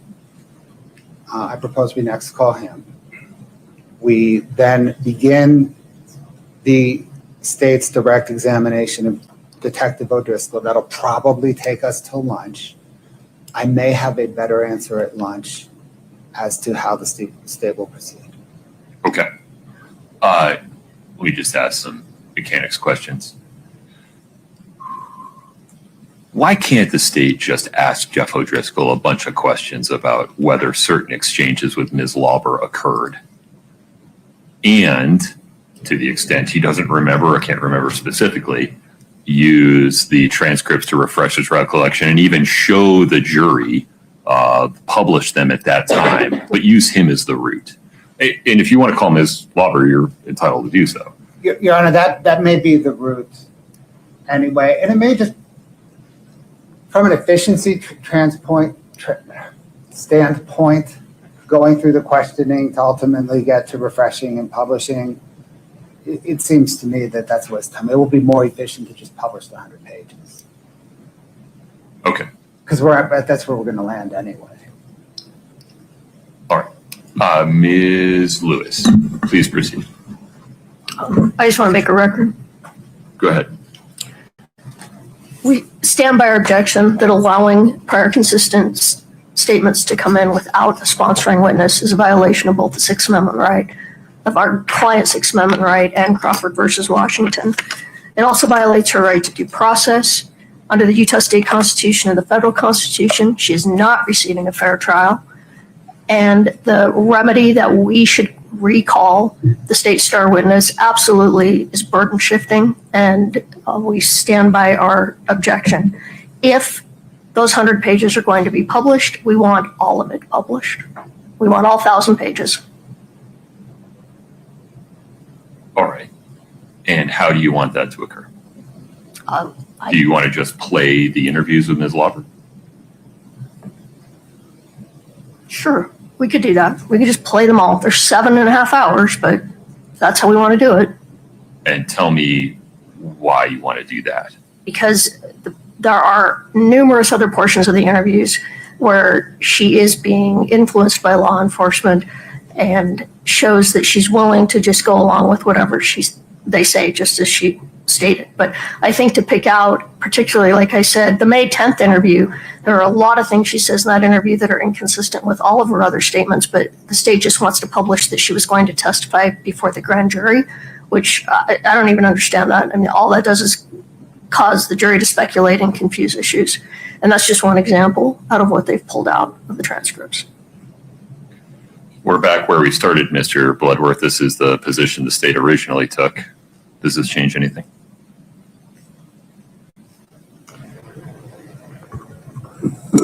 Your Honor, it's largely the state's initial position. The initial position of the state was then not to publish them, right? It was just to send them back so that the jury could, if they wanted to, I'm happy to send the whole things back. Ms. Lewis, speak to that. We're not asking, that's only if, we are not suggesting that that should happen, only if we're overruled. We'd rather it Which all go specific back. part, you gotta be a little bit specific. We're not suggesting, it's not our position that any of this should go back. We're only saying if the court's gonna allow some of it to go back, then under Rule 106, we need it all to go back. Forgive me, you've pivoted again. Stay away from going back. Let's just stay on publishing. So I understand defendant's position to be if any of it's published, all of it has to be published. Correct. Okay. In response to that, the state, as I understand, is suggesting I'm inferring in the interest of efficiency, rather than publishing all of it, just make all of it available to the jury through the recordings and then allow counsel to make whatever arguments they want to make about, you should go back and listen to this part because you'll see this is what was happening. Speak to that for a minute. You could do that by stipulation. I'm not gonna stipulate to that. No, So our you're saying objection publish. stands. Let me start again. Imagine that your objection to publishing anything is overruled, and that's the world you're living in. How do you want to proceed from there? I mean, I think I said that, then it should all go back. Or, Again, you keep skipping to going back. I want you to talk about publishing for a minute. It's showing up on the screen. so my hesitation is just efficiency. Like I said, it's over 7 hours worth of video. But if that's how the court wants to do it, then yes. No. That's what I'm asking you. So imagine, here, I'll just make a ruling. I have considered carefully the authorities cited by defendant and the state. I've looked at the text of Rule 801. Ruling is a matter of law that, one, there's no Crawford problem here because Ms. Lauber testified in open court under oath, was cross-examined in open court under oath. It is the cross-examination of her regarding the conduct and circumstances in her prior interviews with law enforcement and other agencies that creates the circumstances providing the foundation for admission of her prior consistent statements under 801D1B. So the defendants further, the court is not persuaded that the only witness through whom a prior consistent statement may be admitted is the declarant witness that made the statement. The court has not seen any authority for that proposition. So to the extent the defendant objects to any of Ms. Lauber's prior consistent statements coming in any way, that objection is overruled. So Ms. Lewis, take it from there. Some of her prior consistent statements as designated by the state are admissible under Rule 801D1B. It's how we're going to provide that information to the jury that I need some input on. Well, I We guess- could just publish. We could admit and send back into the jury room. Speak to those two options. Well, my understanding was that under the case you just cited, Wyatt, that you were going to allow the portions to go back to the jury room. Did I misunderstand that? Well, I think there's a basis to do so. It gives me the willies, quite frankly, and that's why Mr. Bloodworth, out of an abundance of caution, is saying prophylactically to prevent any appellate issue there, we would just publish. But if the defendant believes, Judge, if you do this, the least prejudicial way for us to do it is to send the recordings, all 7.5 hours, into the jury room and allow counsel to make arguments about what they show and what the jury should take from them. You could do that by stipulation. No, I don't want to do that. I think that even though it's not efficient, the appropriate way is if any of the interviews are going to be published, they all need to be published. Okay, only published. Correct. All right. I appreciate your position. Mr. Bloodworth, take it from there.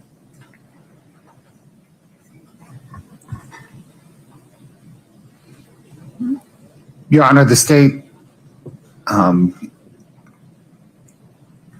moves to just publish the narrowly tailored versions that we proposed as whatever it is, 8-57 through 63R.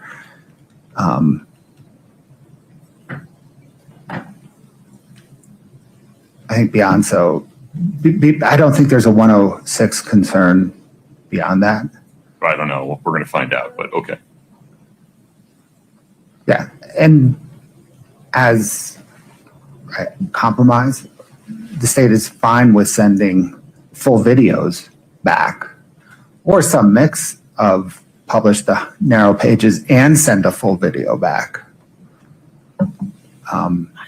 But publishing nearly 10 hours of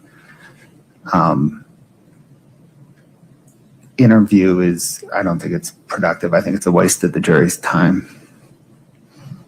Okay. Ms. Liz.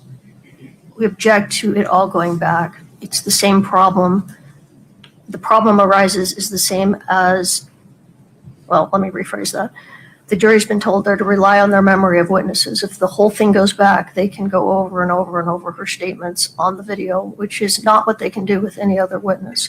So if it comes in, it needs to be published, and then they have to rely on their memory just like they would with any other testimony.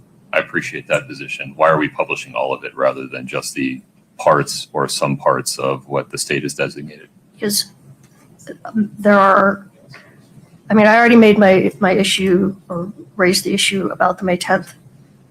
We'll get Transcript. there specifically. Any others? Yes. I would have to go through, I have gone through, but to go through right now, every specific part. But there's a lot that's being left out, and what's being left out are the statements where officers are telling her about what she needs to do in order to not have to go to jail, what kind of deals they're willing to make for her, what she needs to do and say, and that's not included. And yes, some of it she was cross-examined on, but there's a lot more statements like that she was never cross-examined on. Well, that's choices defendant made, though. So here, in order for me to include additional material, there has to be some basis. Is it a Rule 106 request? Yes, but in all fairness, the choice was made because that was all that she was questioned on in direct examination. Had there been a redirect back to where I started, then I would have chosen other portions, but I have lost the opportunity to do that. You haven't, but that's Well- okay. You can certainly have access to this witness. Well, I think we've made our record on that. Are there Rule 106 portions you want to add, having reviewed the designations?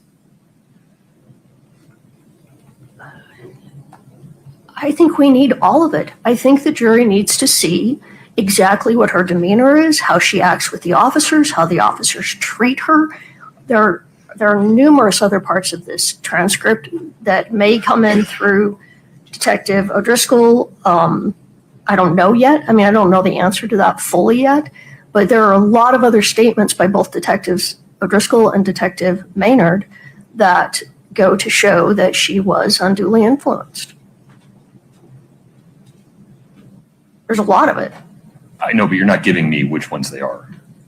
It's because, all of them. Okay. All right. That it's hard to rule on because it can't be all. Why not? Well, certainly your position isn't that every single statement made by the law enforcement officers and every single answer is evidence of undue influence. It shows an arc. That's the state's point. Right. I know. And now if we're going to do part of it, then we need to show the whole arc. That's not how Rule 106 works. I need you to be more specific. I don't have specific outlines right now in the 1,000 pages of transcripts as to what we would want and what we would, we want all of it. If you want me to go through all 1,000 pages again and try and figure that out. I mean, guess we can find some time to do that, but Okay, so Mr. Bloodworth, as for today, how does the state propose to proceed?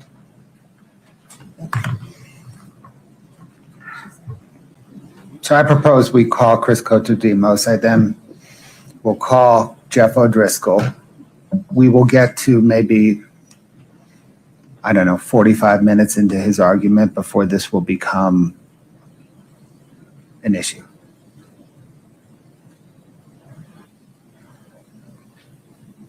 Okay.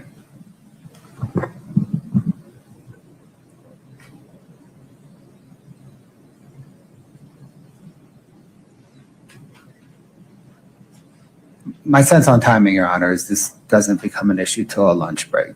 I'm not sure what's going to change between now and then, though, in terms of the issue of whether to play everything or just the parts that the state has designated under Rule 801D1B. Fair. So, all right.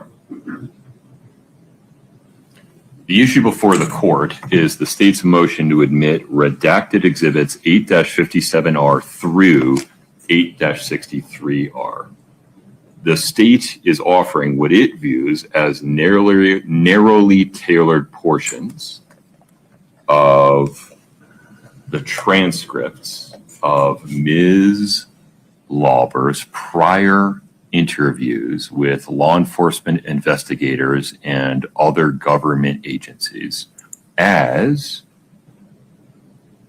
evidence of prior consistent statements by Ms. Lauber under 801D1B to rebut an express or implied charge that when she testified in open court in this case, she acted from a recent improper influence or motive in so testifying.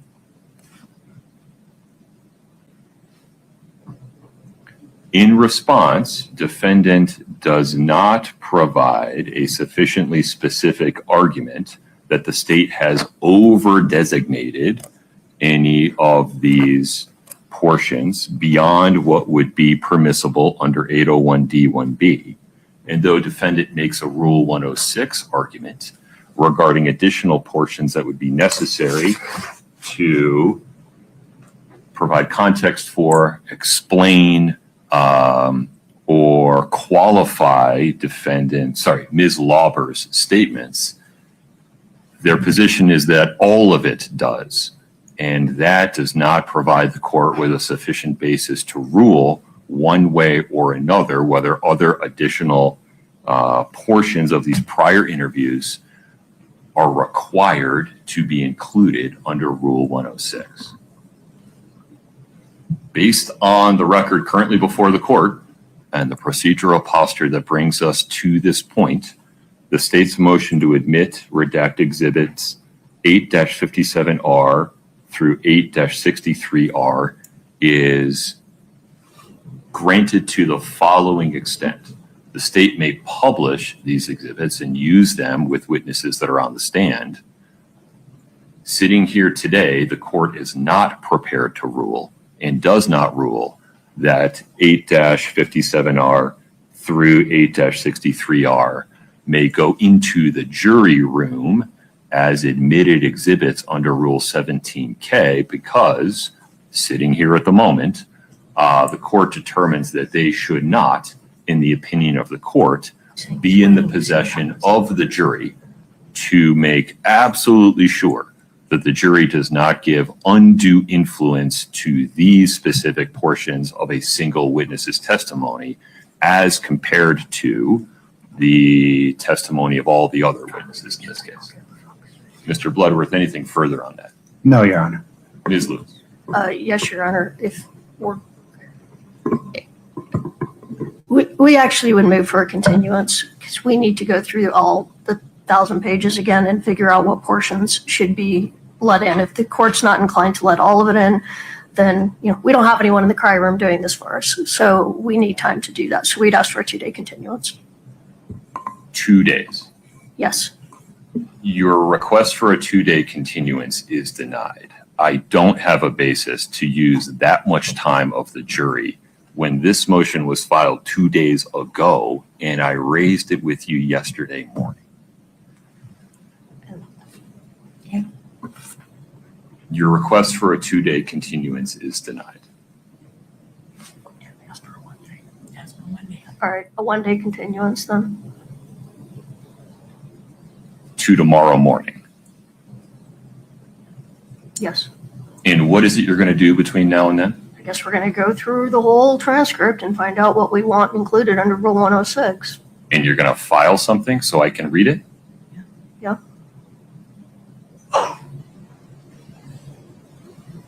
Mr. Bloodworth.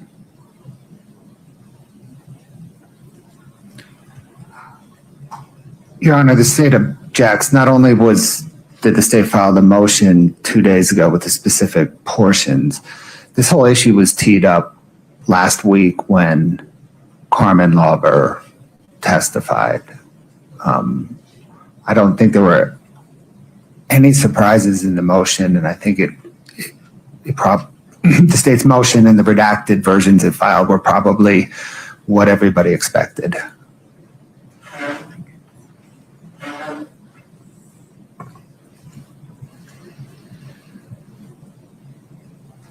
All right.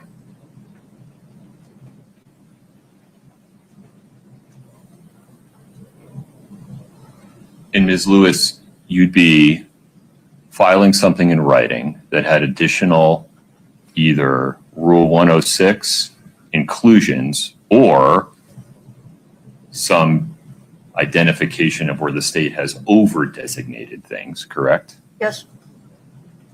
And your position would be that additional parts of the transcript should be shown to the jury, is that right? Yes.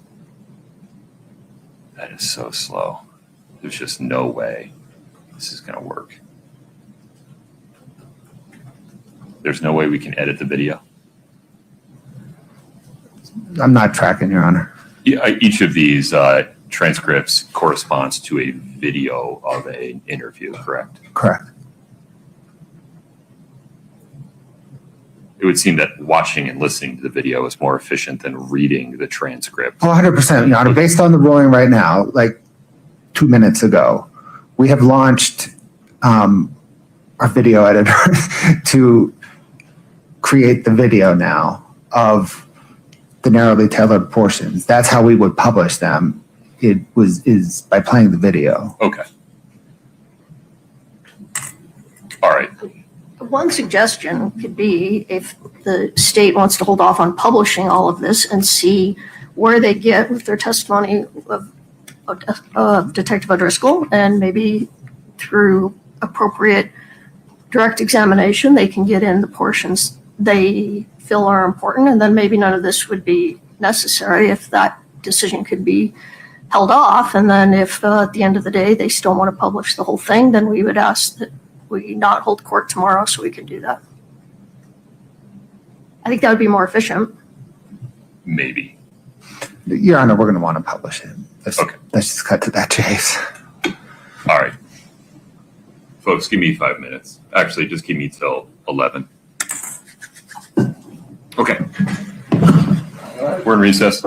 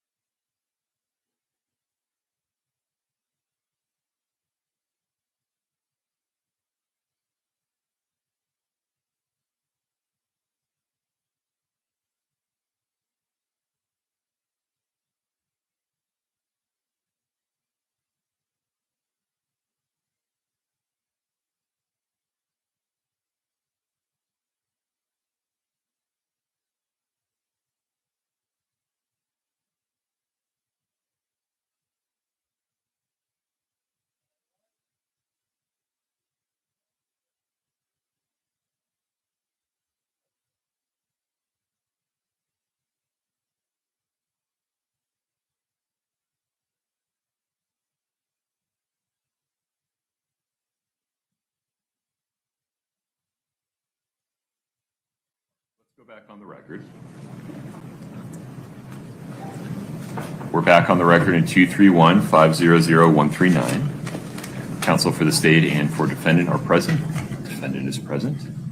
Ms. Lewis, the defendant, asked for a one-day continuance to allow time for defendant to, on the one hand, review the designations made by the state, determine whether there are some over designations that go beyond what should be published under 801D1B, and also to offer additional designations that in the defendant's view should be included under Rule 106.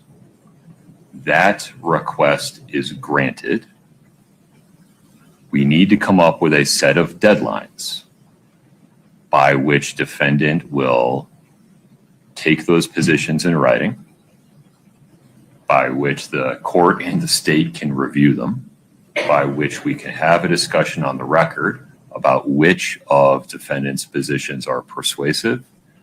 And if possible, Mr. Bloodworth, and I know I don't have any control over this, I'd really like to build in time for the state's video editor to take whatever I decide and turn it into a video so that when we're publishing a video, not just pages of a transcript.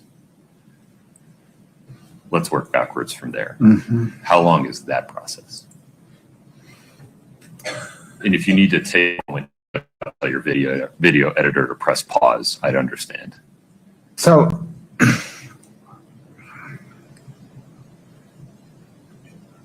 the state will, within an hour or two, maybe within 3 hours, have the video that corresponds to the status quo of the 6 exhibits. Understood. Now, depending on how much additional comes in and how much additional goes out. Right. Hard to say. 4 hours? Okay. All right. As a practical matter, do you think we should start midday tomorrow or just come back on Thursday?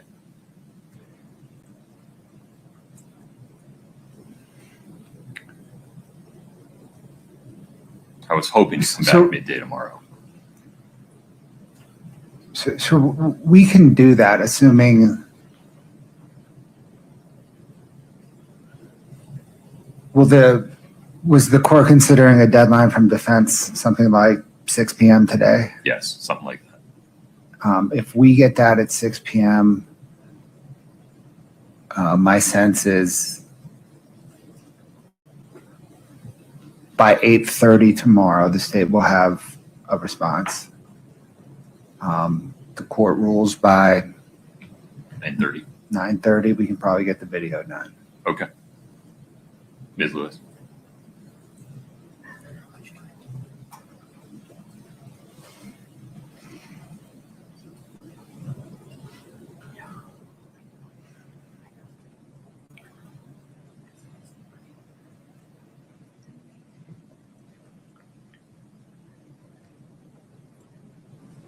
We're just discussing, I don't think we can get it done by 6. I don't understand why. I mean, the transcript is only this much stuff printed in 12-point font. But the The whole, Rule 106 designations would be immediately before or immediately after. And to the extent you're going to de-designate, you're just taking stuff out of those. So it's a relatively focused inquiry. You can go back and watch Carmen Lauber's entire direct and cross on Court TV at 1.5 speed to refresh your recollection of what she said on the stand in order to determine whether this is consistent or not. To the extent you want to get more beyond this, I'm not sure you're entitled to do that. I'm sorry, I don't understand. What Well, you mean. if, for example, there's 200 pages of interview from with Jeff O'Driscoll the first time. And the state's just trying to put in 20 from the beginning. You don't get to skip to the end and say, well, these last 40 would be really helpful to us. We made a strategic choice not to ask Carmen Lauber about them when she was on the stand, but we'd like to put them in now. That's not this exercise. I'm not sure I understand what you mean. The portions of the transcript that they pulled out are from portions of all 7 interviews. I agree, but they're not, they're just portions that are prior consistent statements. And so it's, did they over designate? This goes beyond a prior consistent statement. Or is there some stuff immediately before or immediately after under Rule 106 that's required to qualify, provide context, or explain? Your Honor, can I add a small wrinkle to that? Sure. In addition to prior consistent statement, it is rebuttal on reason motive to fabricate. Yeah, that is the same. That's that's the prior consistent statement rule. I think there were 2 separate things in 802D1, but maybe we're saying the same. 801D1B. I mean 801D1, yeah. Is consistent with the declarant's testimony and is offered to rebut. So Right. it's the same rule. Okay, got it. I don't see you doing prior inconsistent statements based upon a lack of memory. Nothing in A. Right. I think we see it the same way. Okay. We have till 11 p.m. No, I need time to read it. The state needs time to read it. This is possible. I want to make sure that we have a common understanding of what you'd be permitted to do under 801D1B and Rule 106. This is not an opportunity to recross Carmen Lauber. If you want to recall her, I'm not making any statement about that. But to the extent there was stuff you wanted to put in your cross that you didn't, you're stuck with that for now until you recross her. If, on the other hand, there is an over designation by the state under the bounds of 801D1B, I need to know. And if, in defendant's view, there's a Rule 106 inclusion that's required before or after these designations, I need to know.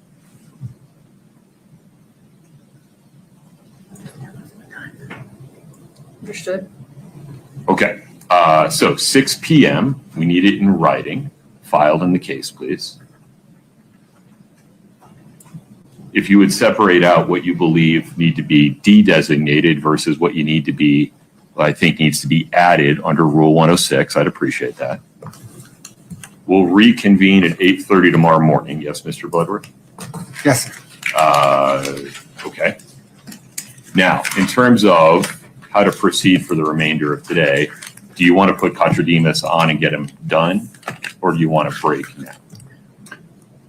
Your Honor, if we can call him, he's 10 minutes. Okay. Any objection, Ms. Lewis? Eating into our time. All right. Oh, okay. Well, it's only gonna be 10 minutes. Yeah. All right. I'll take an hour. Okay. Got it. And then we'll invite the jury to come back at 1 p.m. tomorrow. Does that sound reasonable? Yes, sir. Okay. Very good. Anything else before we invite the jury in, Mr. Bloodworth? No, Your Honor. Ms. Lewis? No, Your Honor. Okay.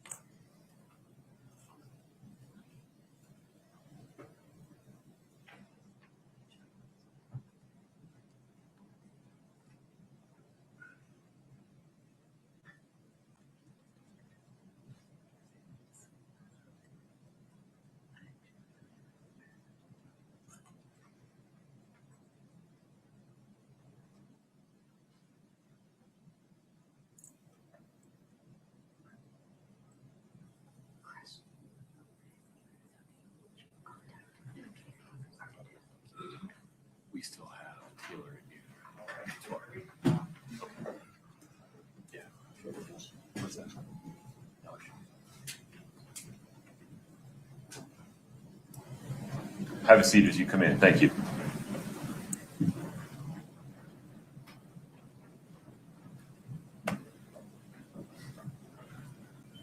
Have a seat. Thank you. Ladies and gentlemen of the jury, I greatly appreciate your patience while we worked through some legal issues. We will proceed with a witness from the state, and then I have some scheduling notes for you. Mr. Bloodworth. Oh, Ms. Sherman, my apologies. No problem, Your Honor. Chris Kochademus, please.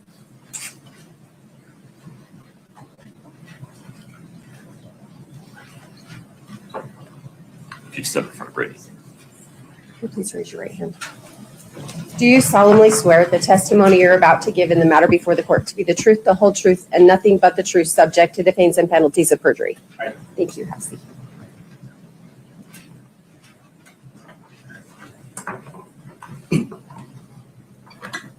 Good morning. Good morning. Although the jury knows who you are, I'm going to have you state your name and spell your last name for the Yes, record, please. It's Chris Kotridimus, Kotrodimus. Now, we brought you back to talk about a couple specific issues. We know from your prior testimony that when you reviewed data from Eric Richins' phone, specifically for February 14th, 2022, Yes, you looked at the Verizon call records. correct. Those included text messages. They did. And that's the raw data that we talked about throughout your testimony. Yes. Is that right? And tell the jury, for an outgoing message from Eric Richins, how would Verizon list that time zone in their record, in their call record, that raw data? It would depend on what type of message it was. For an SMS text, which is just a normal type text, it would route it through their normal server. It would be in local time. For MMS, that message has to be routed through a server. And so they use the server to route that call, and it would have a timestamp for the location of the server, not necessarily the device. So when you looked at those records, the outgoing messages for Eric Richins' phone in the Verizon records, what time was reported for an MMS outgoing from Eric Richins' phone? So there was an outgoing, in the record, there was an outgoing MMS at 12:23 p.m. Would that be 12:23 p.m. in Utah? No, So what would the time of that outgoing message be for us in Utah? we're 2 hours behind. So it would be 10:23 a.m. Scott, if we could put up 3-14D, please. This was previously admitted in Mr. Kochademus' testimony. We can publish it to the jury.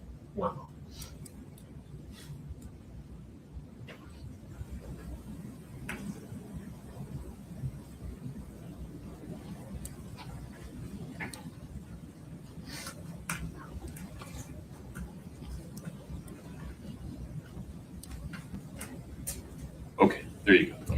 So we entered this exhibit through your testimony last time, and we talked about this gap in activity from Eric Richins' phone.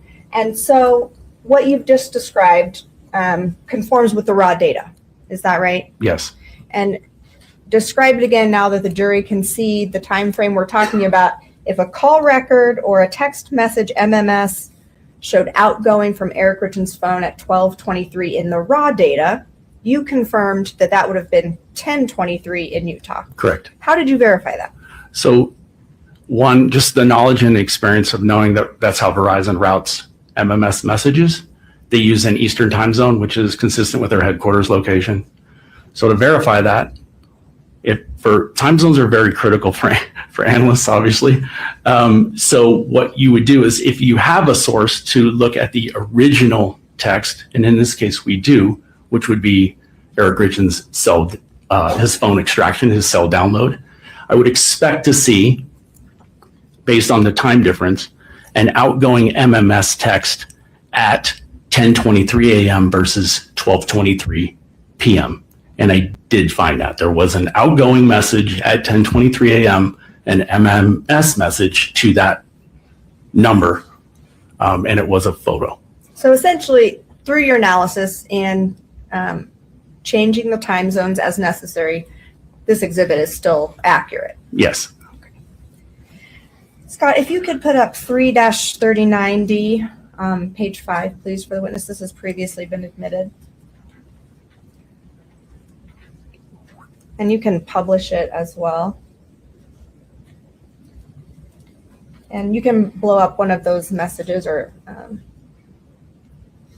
So now that we're talking about time zones, describe for the jury how we get to the times that are listed in all of these text bubbles. And so that the jury knows all of the messages that we have entered have these timestamps on them. They do, yes. And how do we get to the time that is on there? Okay, time zone issue again. Okay, so phone extractions from software are provided, those readable files are provided in UTC 0. So to determine local time of when that activity on that device happened at the local time, you have to adjust. So Utah is -7 UTC during normal standard time. It is -6 UTC in daylight savings. So we just switched on Sunday. So now everything until November, when we switch back again, will be -6. So the -7 and the -6 denoted in these messages is a adjustment that is made by the software to denote local time versus software time. So for each of the messages that the state submitted in this case, they have been adjusted to local time. Yes, Okay, those are all my questions. sure, thanks. Mr. Ramos? No questions. Okay. Sir, you can step down. Thank you. Thank you, sir.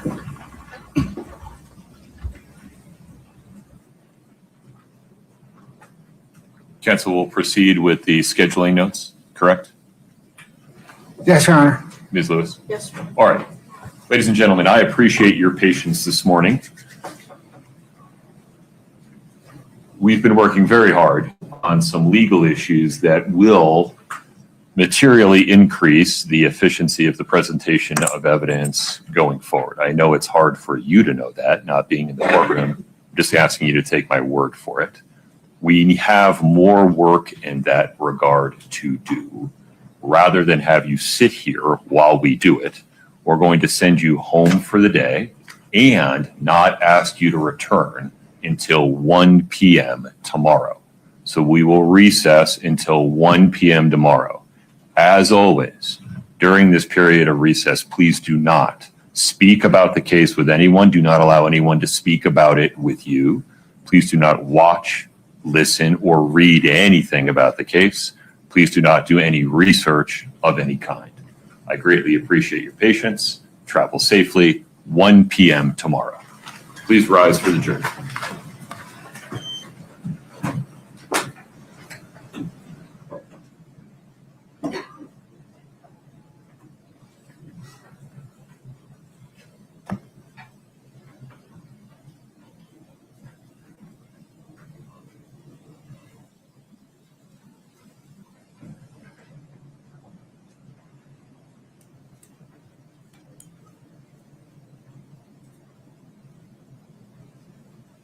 All right, folks, have a seat. Mr. Bloodworth, anything else on the record today? No, Your Honor. Ms. Lewis? There. Ms. Nestor? No, sir. Mr. Ramos? Hey, Judge, no. Okay. 8:30 tomorrow morning. Please travel safe. We'll be in recess. Thank you.